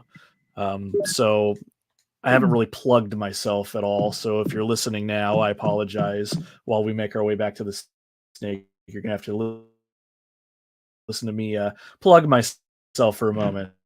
But definitely follow me, the Retro Wildlands, on Facebook, YouTube, or Twitch. I'm on all three platforms if you'd like. And I will put out a call the next time I schedule the stream where I'm going to be playing Resident Evil. Hell, if we want to make this an event, I will gladly play the first 3 original games on the PlayStation. I've got all 3. That would be fun. But follow us on those platforms, so that way when I do schedule the event, you'll be notified. You can make some time, or if you're not able to make it, these streams are loaded. I believe Twitch will keep a record of the stream as a whole for a while. I'm not too Twitch savvy, so forgive me if I'm getting that wrong, but I do know my YouTube channel will automatically save these if you want to watch them later. So if you're bored out of your mind and you want to watch a almost 40-year-old dude reminisce about old video games, drop us a follow, as the kids say. And I did not save my game. Damn it. All right, we're doing this. I got her. We're fine. We can do this. All right. This key is useless now. Discard. Jeez. I would love it if real life would tell me an item is completely useless and I can just trash it. That'd be great. Or there was one time I played through this game and I kept all the keys even though the game told me to discard them, and they did absolutely nothing. But I don't know. They made me feel better. I'm sure someone must have done that, right? It wasn't just me. All right. Here we go.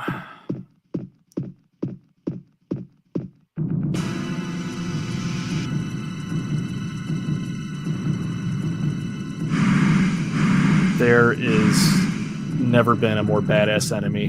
Here we go. Yeah. Now this is where I'm going to get screwed, because I'll grab this thing and he's going to come up and coil around me. Guaranteed I'm going to take a hit here. But let's see if I get lucky. Oh, he's on the other side. Oh, run. Damn it.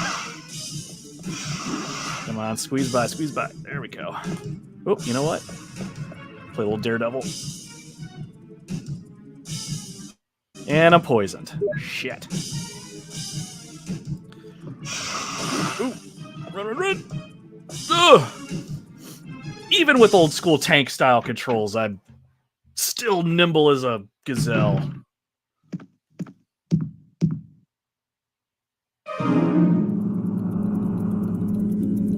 Am I poisoned? Give me the serum. No, chill. You're lying there with your eye open. Ooh, who could that be?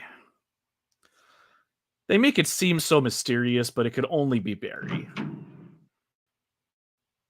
At least judging by his big man hand.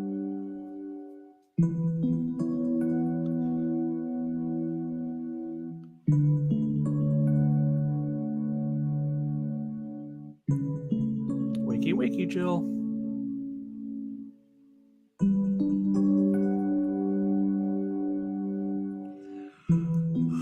Barry?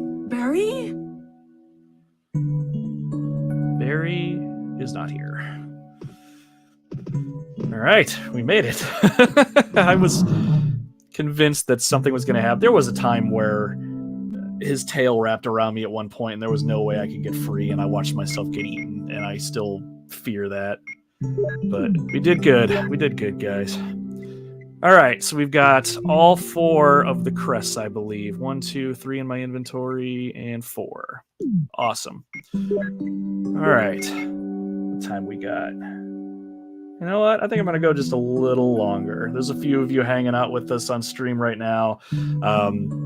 Yeah, we'll go a little bit longer. I got work in the morning, but we'll be fine. Yeah, it's a good question, Eric. Why does it seem less scary now than when I seen you play this when I was younger? I don't know, man. It's a different world back then. We're honestly, what I think it is we're desensitized. Like I love horror stuff. Like my wife can't do scary, suspenseful anything. Although my stepdaughter just loves the hell out of scary movies, but like nothing really scares me much anymore. Not too much anyway. Resident Evil 7 scared the living crap out of me, but in a good way. I love that kind of stuff. But I think we're just older and more desensitized to this kind of stuff. And at the time, there was nothing like Resident Evil, so we didn't really have anything to gauge it against. So I think that's a big part of it. Actually, before I use all the crests here, we still got the armor key.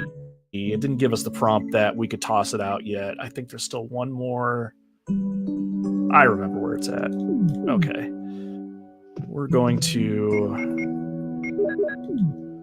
use, I believe, the armor key for one more door. I don't know if we're going to get anything out of it other than ammo, but I'll take ammo.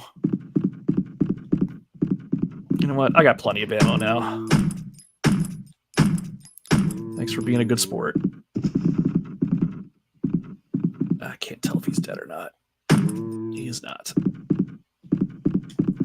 Ooh. No auto aim. Done. There we go. Perfect. As a last door.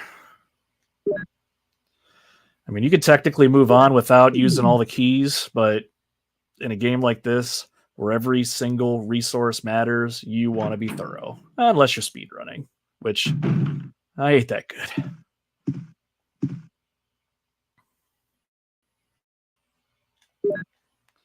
Yeah, 100% right, Eric. You need all the ammo you can carry. I tried, I believe, to wipe out every single enemy in this game at one point. I think there's enough ammo that you can actually do it if you really want to. So you're not that hard up for ammo, but it really just depends on when you see those enemies and what you just happen to have with you at that particular moment in time. All right, let's reload our stuff here. Nice. Okay, I think we're more than equipped to take the next step. So let's go back and collect our crests. I don't think I'm missing anything that really matters. Kind of just running through my head all the different rooms we've been to so far, and I think I've gathered up everything in them that we need at this point. Yeah, I think we're good.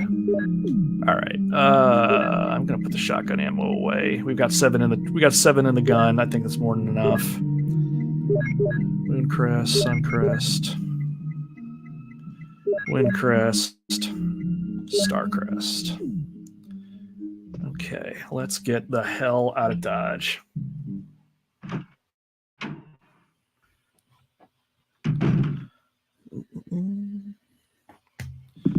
All right, quickest way. I don't really think there's a quickest way. I think I'm like in the furthest corner of the mansion possible, so whatever, we'll get there.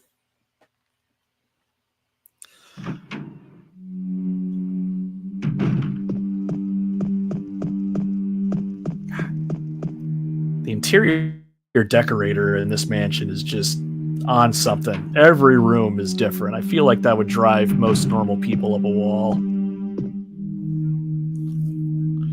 But really, I guess the mansion wasn't built to house, really. It serves another, more sinister purpose.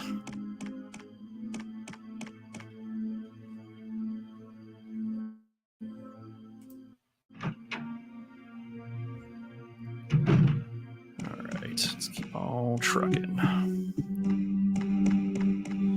I think I killed the dogs in this hallway coming up, right? Yeah, I killed them because I had to get the ammo underneath the shelf. Okay. We're in a good spot. That's another thing, too, that I kind of appreciate about this game. It's the enemies don't come constantly pouring in. If you're good with your ammunition usage or how you evade, basically, if you're good with using your resources and you take out enemies one by one strategically, you slowly take over the mansion. Basically, you're slowly winning back territory, and it makes it a lot easier when you're moving around. But it's also interesting too because you kind of let your guard down a little bit, which you don't really want to do. Granted, no enemies are going to respawn really, but those that know, we do come back to the mansion later, and we aren't alone. But for the time being, it was always nice that you kind of had, if you had a good incentive, if you used your resources wisely, you could take back the mansion bit by bit. I hear footsteps. Now, if we had auto aim on, it would tell me if something was over there. Oop, that's a dog. Come on, puppy. I'm sure you're right in front of my... There you are. Oh, he's a cute little puppy. Oh, he's so sweet. Get your ass down here. Better be alone. There you go. All right. All right, so here's where we have to use them all. When the sun sets in the west and the moon rises in the east, stars will begin to appear in the sky and wind will blow towards the ground. Then the gate of new life will open. God, can you imagine having to put these things in a panel just to get to the backyard of your house? I mean, I would do it. I think that would be pretty awesome. Hey there, Sir and Lady Flaw Gaming says hello. What is happening? Thanks for stopping by. We are... Oh, I didn't mean to read this thing again. Blah. We are getting to the point where we have more or less conquered the mansion. We found our key to our supposed salvation, and we are heading outside. To freedom? Nay, nay. To more fear.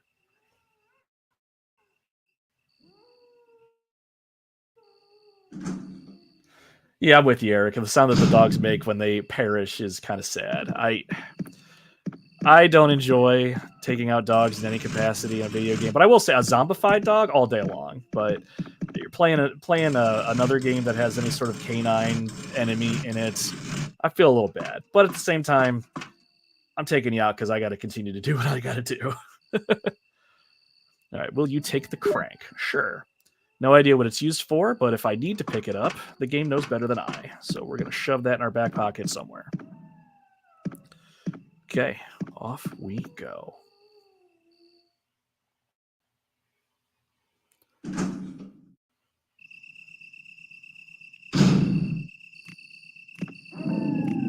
Oop, that's more than one dog.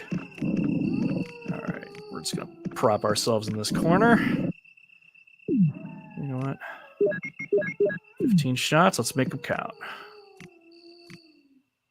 Bam. It's kind of a slower way to take them out, but I'd rather be sure than let one of these guys get their chompers on me. That's one. Maybe there is only two.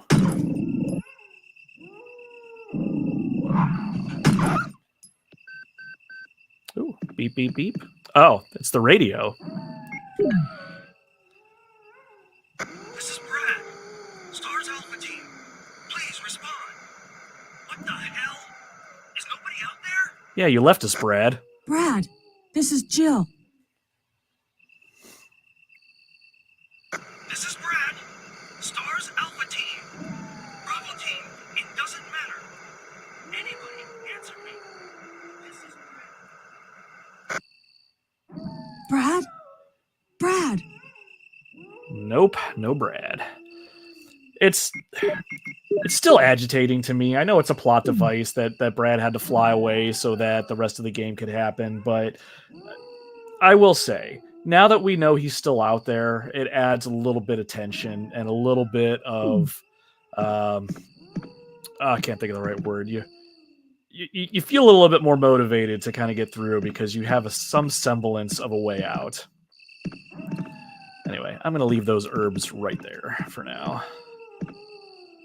But yeah, knowing Brad's out there somewhere, knowing that there's some hope, I like that. That adds a little bit to it. But yes, Eric, I agree. Brad is a douche. Nothing else to say. I don't know. Everyone responds in a different way when it comes to fear. There's a square hole. The square goes in the square hole.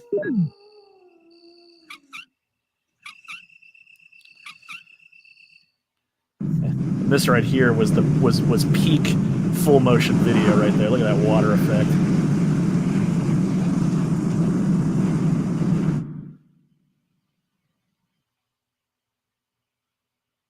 There we go. The water is running down the opposite side. Well, that's right, which creates, for some reason, an impassable waterfall. I'll show you guys here in a second.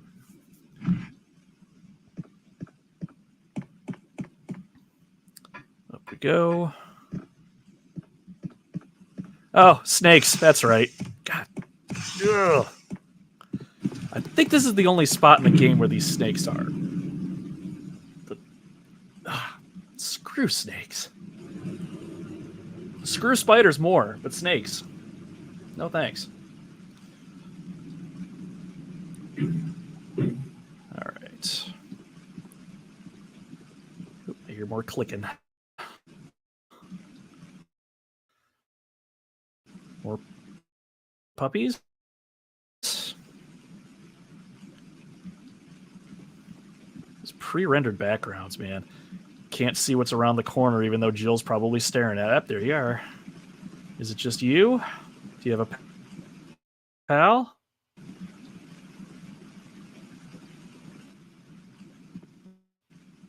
All right, I think we're good. Damn it. Oh, here's a second one. Not today.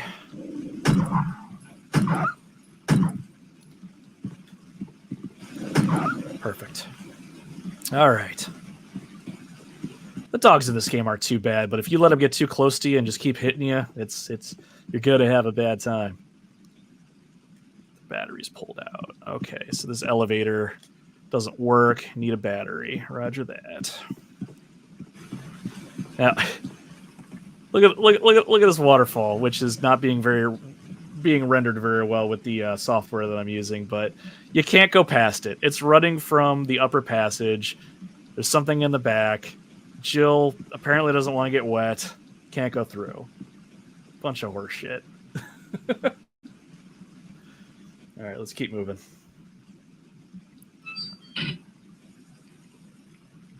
And I hear more dogs. Oh, hello. Hi. So sweet. Cool. That one went down quick. How many bullets do I have? 3. How about 15? Where are you at, puppers? I don't want to do this, but you leave me no choice. You running in circles?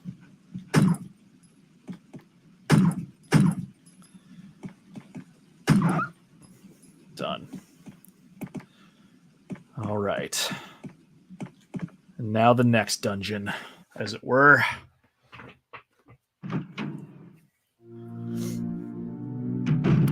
The guardhouse, with a statue just haphazardly put in my way. Who the hell decorates this place? Blue herbs are always a great sign. It's just like finding a bunch of ammo before you enter a big, open, wide space. I'm sure there's going to be some monsters ahead that are going to poison me. Wonderful. All right, I believe this is the save room.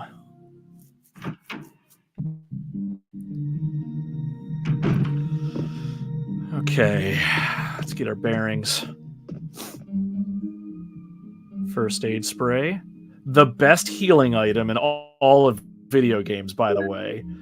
I can make a case for, I don't know, the wall chicken in Castlevania, or the trash can apples that you find in Streets of Rage, or the pizza that you find in Turtles, beat-em-ups, Turtles in Times.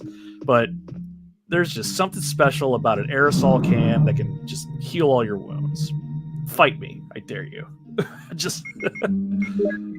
all right, what do we got here? I know I've got some explosive rounds in here somewhere. Just for the sake of, let's combine and save some space. I'm sure we'll use those soon enough. Pretty sure we don't need the crank anymore. I'm going to stow the explosive rounds. First aid spray is going to be for emergency situations. I don't think we're going to need anything else. Shells. Let's combine those. Something very cathartic about combining things. Oh, yeah, it hits the spot.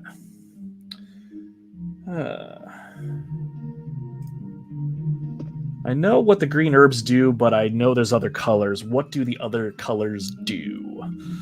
Well, my friend, you come to the right place. I'm a botanist, and I know all things. But no, in all seriousness, the green herb on its own restores your health. I think it restores your health. Let's say if you have like 100%, you're fully healed at 100%. I think the herb heals about 25 to 30% of your health. I think. The red herb on its own doesn't do anything, but the herb that I have in my inventory here that you can see, that's a red one combined with a green one, that will heal you 100%. If you're on the verge of death, that will save you from the brink. A blue herb will heal poison. If you get poisoned, like by a, I don't know, snake, a spider, or whatever it may be, the blue herb will fix poison. All right, I'm gonna save. Still gonna kick it with you guys for a little bit. There are a lot more of you hanging out in the stream than I thought it was gonna be tonight. So whoever's out there, you don't have to say anything. I don't expect you to, but I did want to say thank you for hanging out with me. This is literally my very first solo stream. I have no idea what the hell I'm doing, and things seem to be going pretty okay. So thank you guys for hanging out with me while I play the video game that made me a gamer. Seriously, I had no idea that video games were going to be this. Growing up, it was Super NES, Nintendo all the way, old school games, bleeps and bloops, like I like to call them. But once I discovered this game and realized what video games could actually be, I knew this was going to be my life. I wanted it to be. Awesome.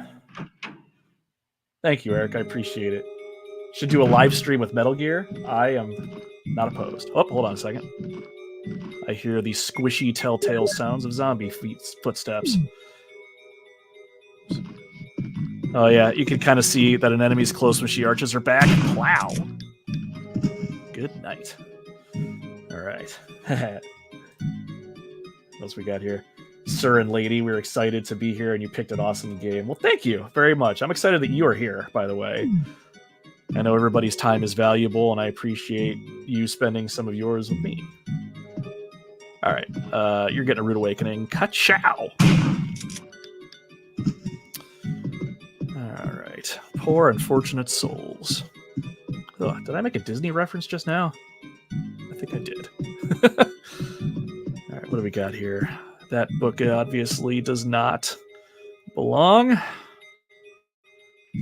Yes, I will take the red book.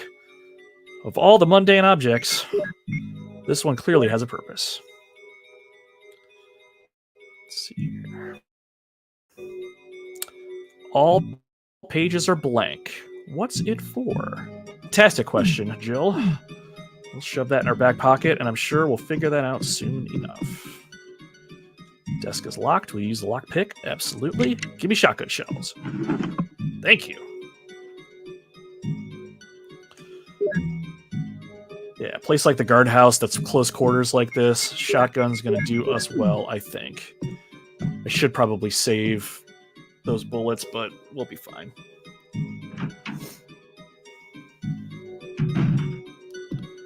Oh, classic. The bathtub is filled with muddy water. Will you unplug it? Absolutely. Anytime the game gives you a choice to do something, you do it. In a real world scenario, I ain't touching this water. Not a chance. Alright. And how this key didn't go down the drain is beyond me, but I'm glad it didn't. I will say, when you get to the point where you need to use this key, you better hope like hell you have it in your pocket, because if you don't, you're going to have a bad time. And we'll get there soon enough.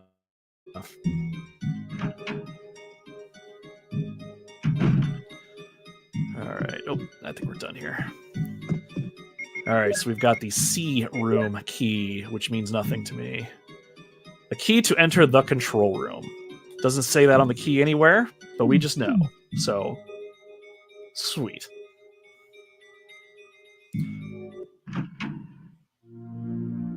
Alright. Oh, shit. Totally forgot about that. So that hole in the floor, there is, as you can kind of see with the pre-rendered backgrounds there, those roots, this area is infested, taken over by a giant plant, and if I walk over that hole, a vine's going to come out and strangle Jill for a moment. Won't do a ton of damage, but it'll be kind of annoying. So we're going to use this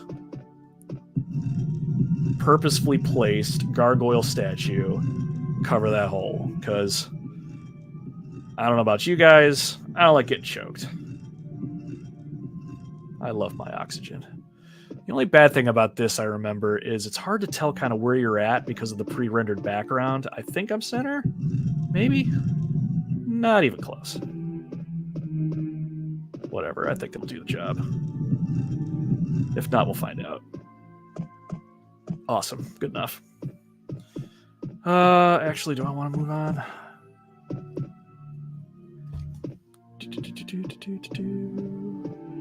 Oh god, I remember this room.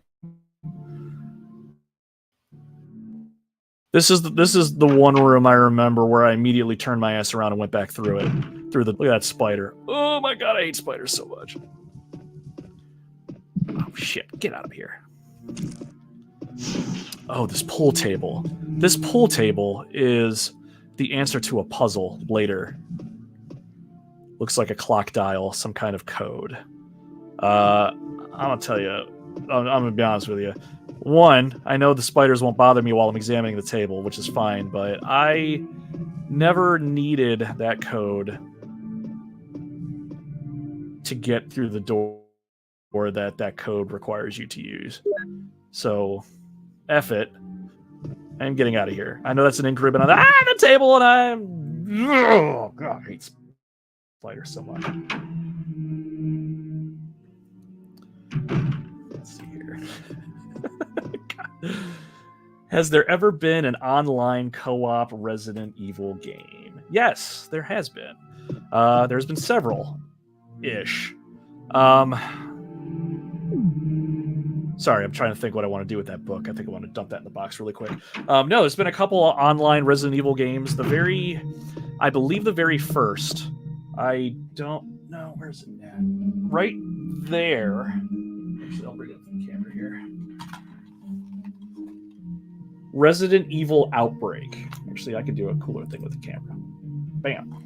Resident Evil Outbreak on the PlayStation 2, I believe, was the first co-op online Resident Evil game. And on the PlayStation 2, there wasn't much for online broadband or anything, but they did have the capacity, and Outbreak was one of the first games. You played as one of 8 different just citizens of Raccoon City. Cindy, the waitress, Kevin, the police officer, Mark, the security guard, Alyssa, the reporter, I think, and a few others. And everyone had specific skills that they could use. Some used weapons better than others. Others were able to evade. Some had healing properties, that kind of thing. And it was online in that you could join a room and go through a quick scenario. And usually it was something quick like escape the bar, get out of the area, something simple. Or you would get put in the umbrella lab and you had a way to get out of it. It was commercially received okay. Problem with the Outbreak games is there was no voice chat. You couldn't talk to anybody. You could only use like in-game, go here, move there, stuff like that. And it really broke the immersion, but it was such a phenomenal game. It's locked. The plate says 002. But Outbreak, I think, was the first, if I'm not mistaken.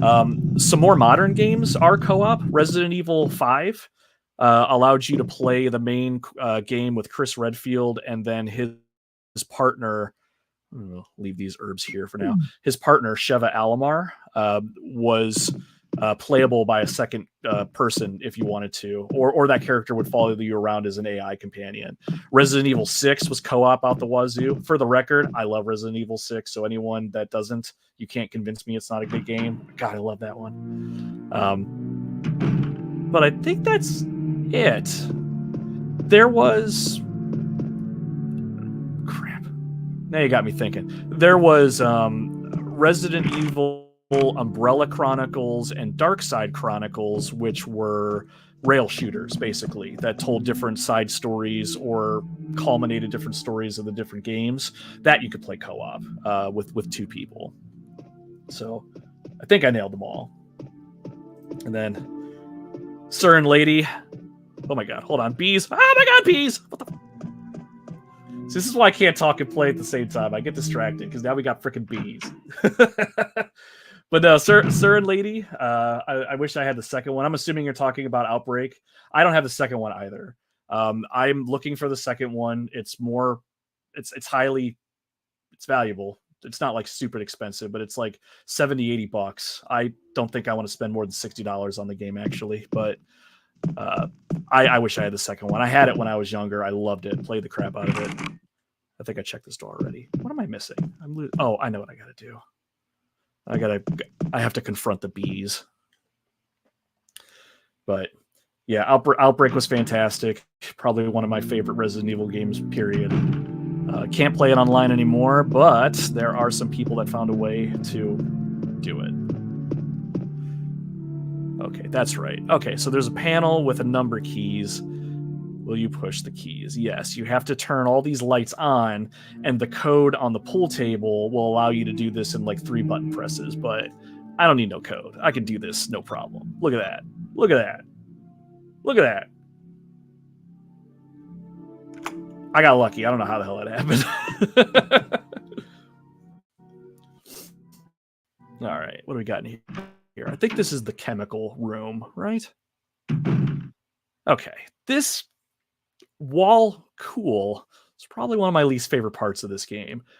I don't think we do this now, but there are bottles and there are chemicals on the wall, and we can combine them to create a mixture that will destroy the plant monster that is inhabiting this particular area of the game. I don't think we're going to do that right now, but we will do that at some point. Or maybe we'll have Barry save us. No, we'll see. Big freaking beehive. Dormitory key. I think this is the one that's outside. 002? Yeah, it's 002. Okay.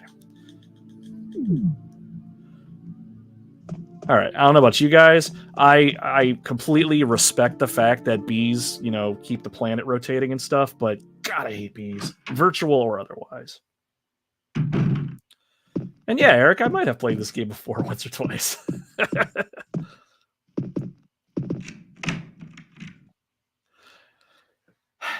It's interesting. I don't know what triggers it. I don't know if maybe I was moving too slow. But sometimes you could hear a conversation on the other side of this door. Barry talking to an All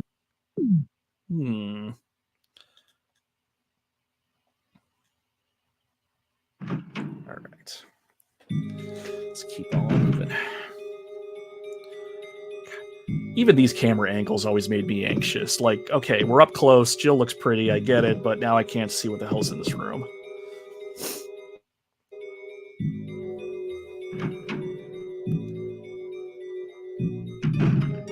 Oh, hello. I'm over here taking a drink. Took my finger off the trigger. That's like survival horror no-no.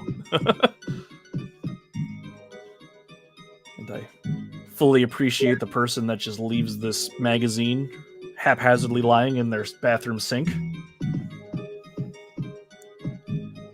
Nothing special. No water is left. Wah, wah.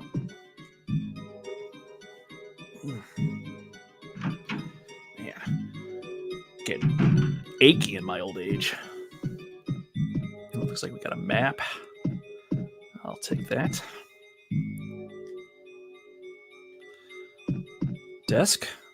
Yeah. Let's see. What was it here? Not shotgun shells. Handgun bullets? Oh, shotgun shells. Okay. No problem. I will never say no to you. Alright, something on the bed. The Plant 42 report. 4 days have passed since the accident, and the plant at Point 42 is growing amazingly fast. It has been affected by the T-virus differently than other plants have been and shows unique shape in addition to its size. Looking at the way it behaves, it is now difficult to determine what kind of plant it was originally. This, I believe, is the very first mention we get of the T virus, which meant nothing to me as a kid, but means everything today. Blah. There are 2 ways in which Plant 42 gathers nutrition. The first one is through its root that reaches into the basement. Immediately after the accident, a scientist went mad and broke the water tank in the basement. Now the basement is filled with water. It is easily imaginable that some chemical elements were blended in the water and promotes the incredibly fast growth of Plant 42. Another part of Plant 42 from the basement grows through the duct and hangs down like so many bulbs from the ceiling of the first floor. Many vines come out of those bulbs, and they are the second source of its nutrition. Once sensing movement, Plant 42 shoots its vines around its prey and holds it. Then it starts sucking up blood, using the suckers located at the back of its vine. It also has some intelligence. It blocks the door by twining its vines around it, especially when it captures prey or is sleeping. Several staff members have already fallen victim to this. May 21st, 1998, Henry Sarton. Alright, a giant plant isn't nearly as scary sounding as zombies or giant snakes or whatever, but still, I will always appreciate the fact that just some of the written files will paint an ominous picture of things to come. There's a ladder. Will you descend it? Yes, I will. It's funny thinking about it. We're heading down to a basement area, and I think the only way down there, really, is this ladder, which is just catty-cornered off someone's bedroom. Whatever. Oh, I remember now. So we've got these boxes. So we push the boxes into the water to create the bridge.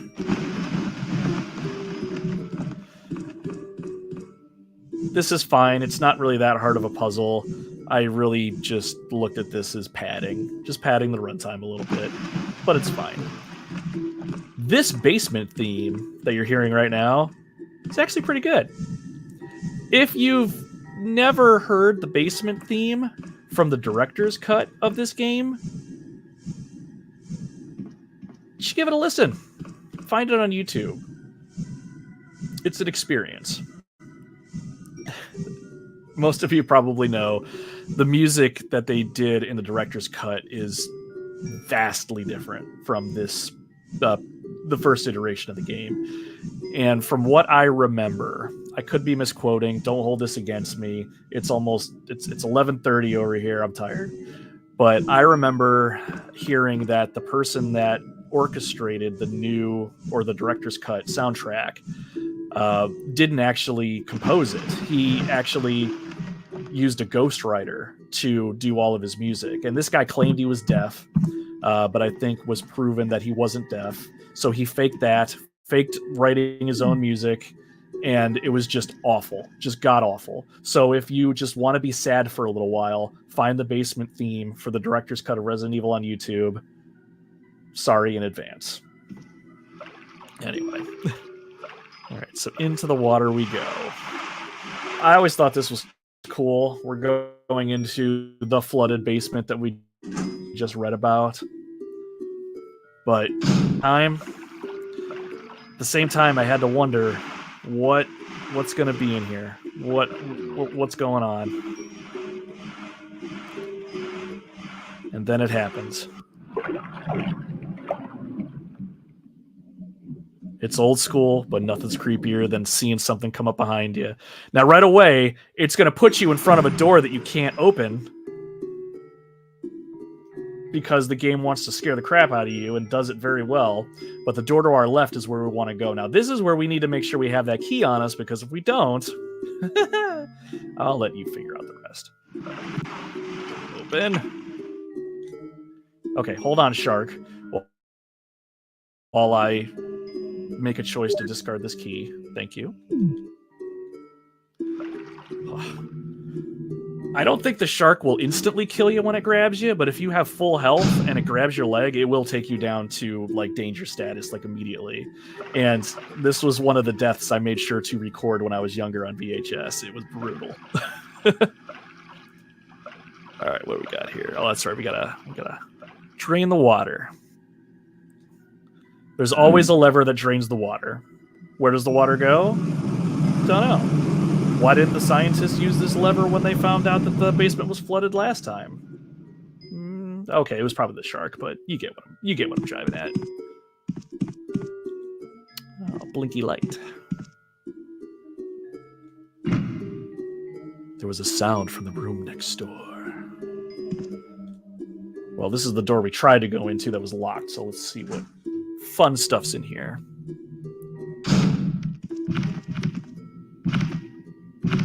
Can you hear that? The shark's flopping around. I always thought that was a nice little touch, too.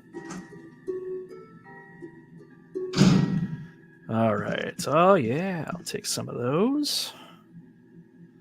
We are in a good spot with ammunition now. To think there was a point where I only had one shotgun round to my name. I think we're doing okay. Alright, we got some shotgun shots. Yeah! This is all going to be very useful coming up soon.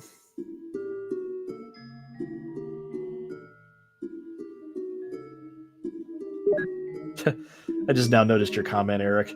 I actually purchased a T-Virus file. Obviously not real. Get out of here with that nonsense, boy. Alright, dormitory key. This is probably... Well, it can only be 003. Yep. Okay, this was the door that was next to the beehive. Okay, so... Even though the game doesn't explicitly tell us, now we have a choice. We can continue forward, do battle with the plant, or we can construct the V-Jolt, which will not kill the plant, but weaken the plant. Aww. I feel so bad for these guys. All it takes is one bullet. I don't think the little guys do anything, but I feel better now. Actually, I think this room is where the roots are. I think. Yes, that's where they're at. Excuse me. Yep. It looks like a plant root. God, Jill, you're so intelligent. All right. So, I don't think the V-Jolt's that hard to make. But I don't feel like making it. I think we're gonna have Barry rescue us. I'm pretty sure he comes to our rescue. Maybe he doesn't, and I'm gonna get ourselves killed. Did I save recently? I can't remember. Actually, we're heading back to the save room really quick. I'll grab these herbs. There's no reason for me to come back down to the basement if we're not gonna make the V-Jolt. And to be clear, you want to make the V-Jolt, at least I feel. It makes the boss fight that much easier. But it is time consuming, and there's nothing less exciting than watching me combine chemicals for probably a good 5 minutes, and I don't really feel like making you guys have to suffer through that.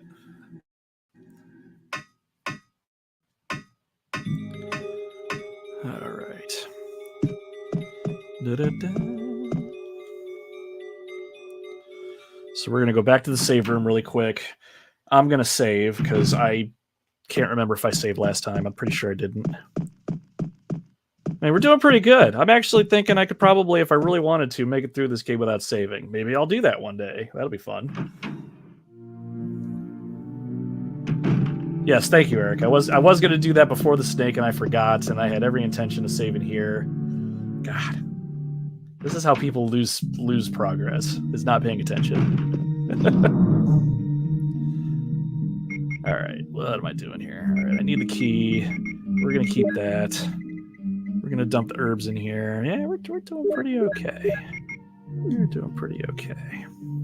Oh, damn it. Can't save without the ink ribbon. Dun, dun, dun. There we go. Some more bullets in the guns. Weapons. You can save your progress with this. Will you use the ribbon? Yes. Yes, I will. Oh, I did save in the car. Whatever. It's fine. Beautiful. Okay. Oh, and that reminds me too. I need that book. The usefulness of the blank book is going to be made apparent.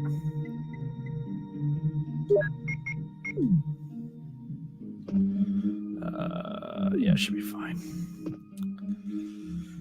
Technically, I would want to... I think in the past I would bring the grenade launcher with me for this fight coming up, but I'm feeling frisky. I think I can take it with a handgun and a shotgun. Because those grenades, those explosive rounds, saving those for when we go back to the mansion. I will not get my head cut off on stream to a hunter. Thank you very much. So we ain't taking any chances.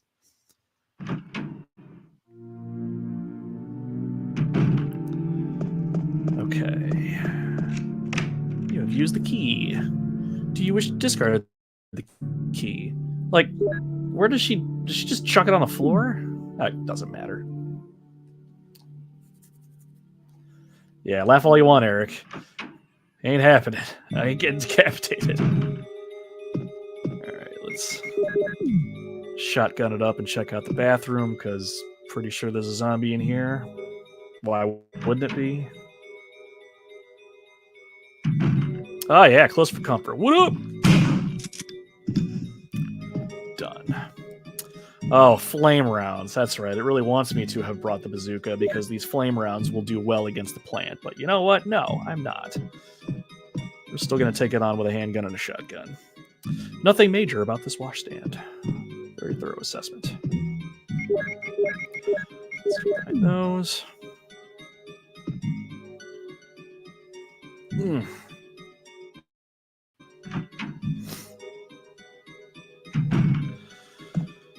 Okay.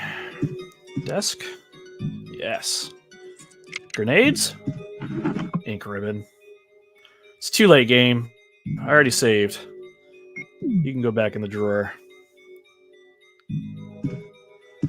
Alright. A row of red books. There's one white book. Will you take it? Well, since you asked. Oh, this is the V-Jolt report. This, I'm not going to read this one. This isn't as cool as some of the other files, but this tells you how to make the V-Jolt if you so choose. So, that's cool. But we're not gonna. We haven't seen enough of Barry.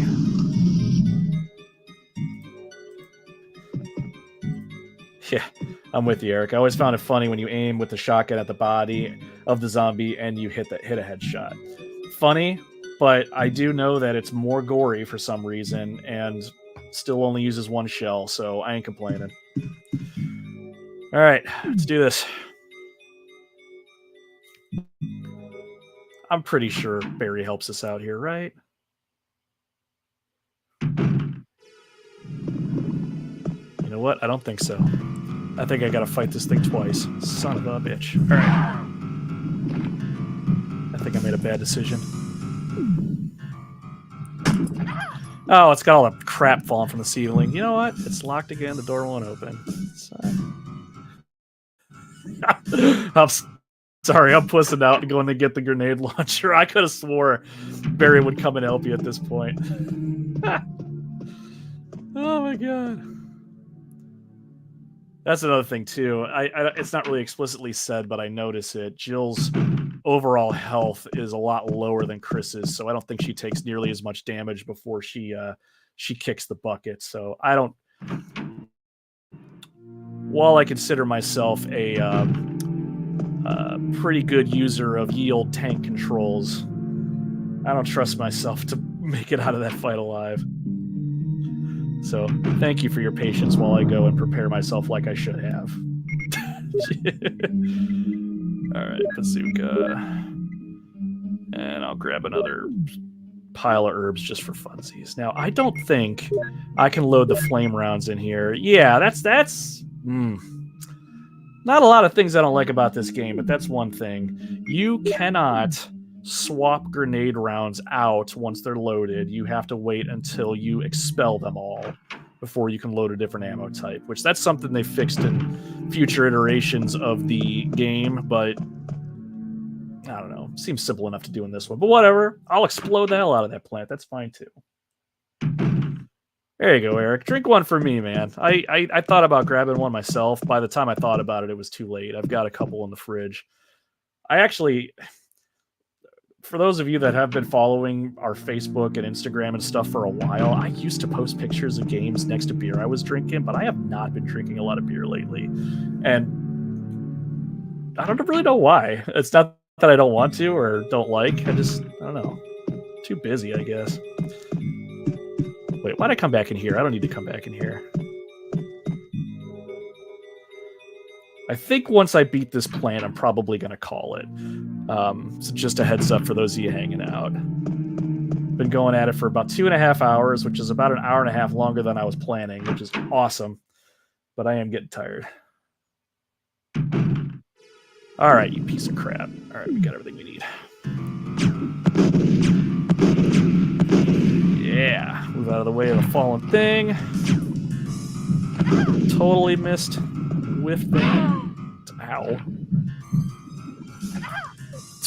And get hit with the thing. Insult to injury. Thanks.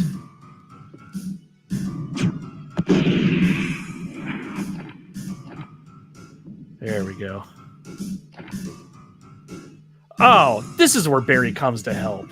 Damn it!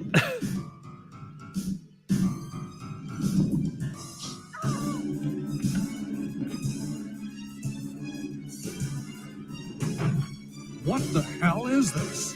Barry! Jill! Just calmly walks over to it and just flamethrowers it out of nowhere. God, I love you, Barry.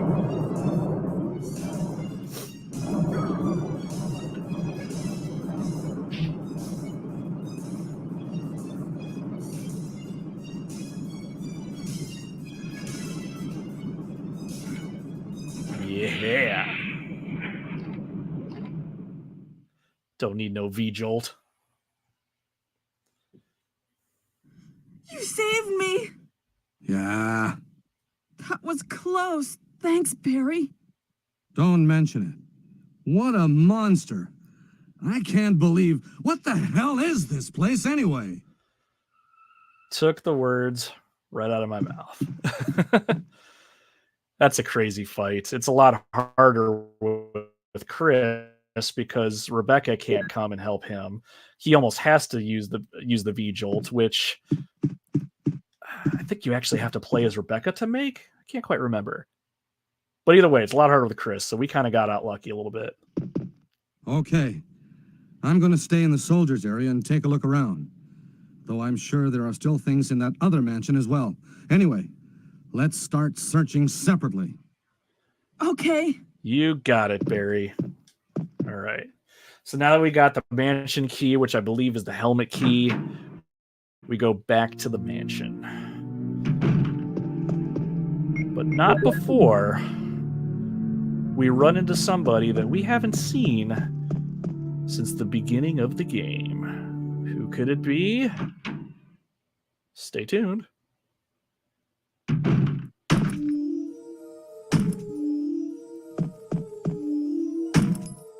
Wesker. Jill, so you're safe. That's what I was going to say. Where on earth have you been? You disappeared from the hall all of a sudden. Yeah, Wesker, where you I'm been? sorry, but I have my reasons. Perhaps you guys have met them? It was all I could do to protect myself against those strange creatures. Is that right? Anyway, it's good to see you're safe. Jill, our first priority is to get out of here. Yes, you're right. Now, there are a lot of rooms in that mansion that we can't get into because they're locked up. I have been looking around for clues. Okay, I'll go to the other house and see if I can find any clues. Will you do that? I'm counting on you.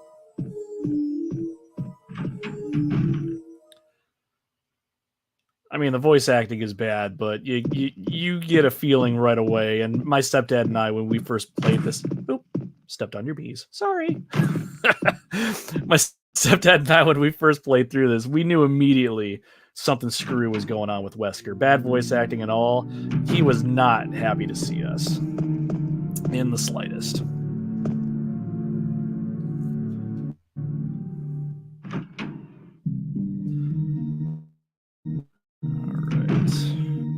Let's give me 1 second, y'all. Go. All right. I think this is where I am going to call it. We've been for about 2.5 hours, and I am tired. So the plan is, well, really, I don't know what the plan is. I decided that I was going to do this stream kind of on a whim. My wife is out of town for work. Kids are upstairs, probably not sleeping. They don't start school until Wednesday.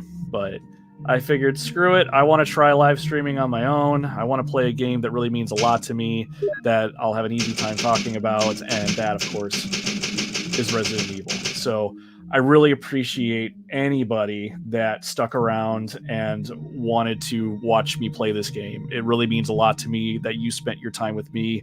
So thank you very much. So real quick before I go, I am the Retro Wildlands. I go by Nomad on my show, but my real name is Frank. I have a podcast. It's out on all the major podcast networks. If you haven't checked it out, feel free. I put it on almost all the ones I could find, so the Retro Wildlands is easy to find.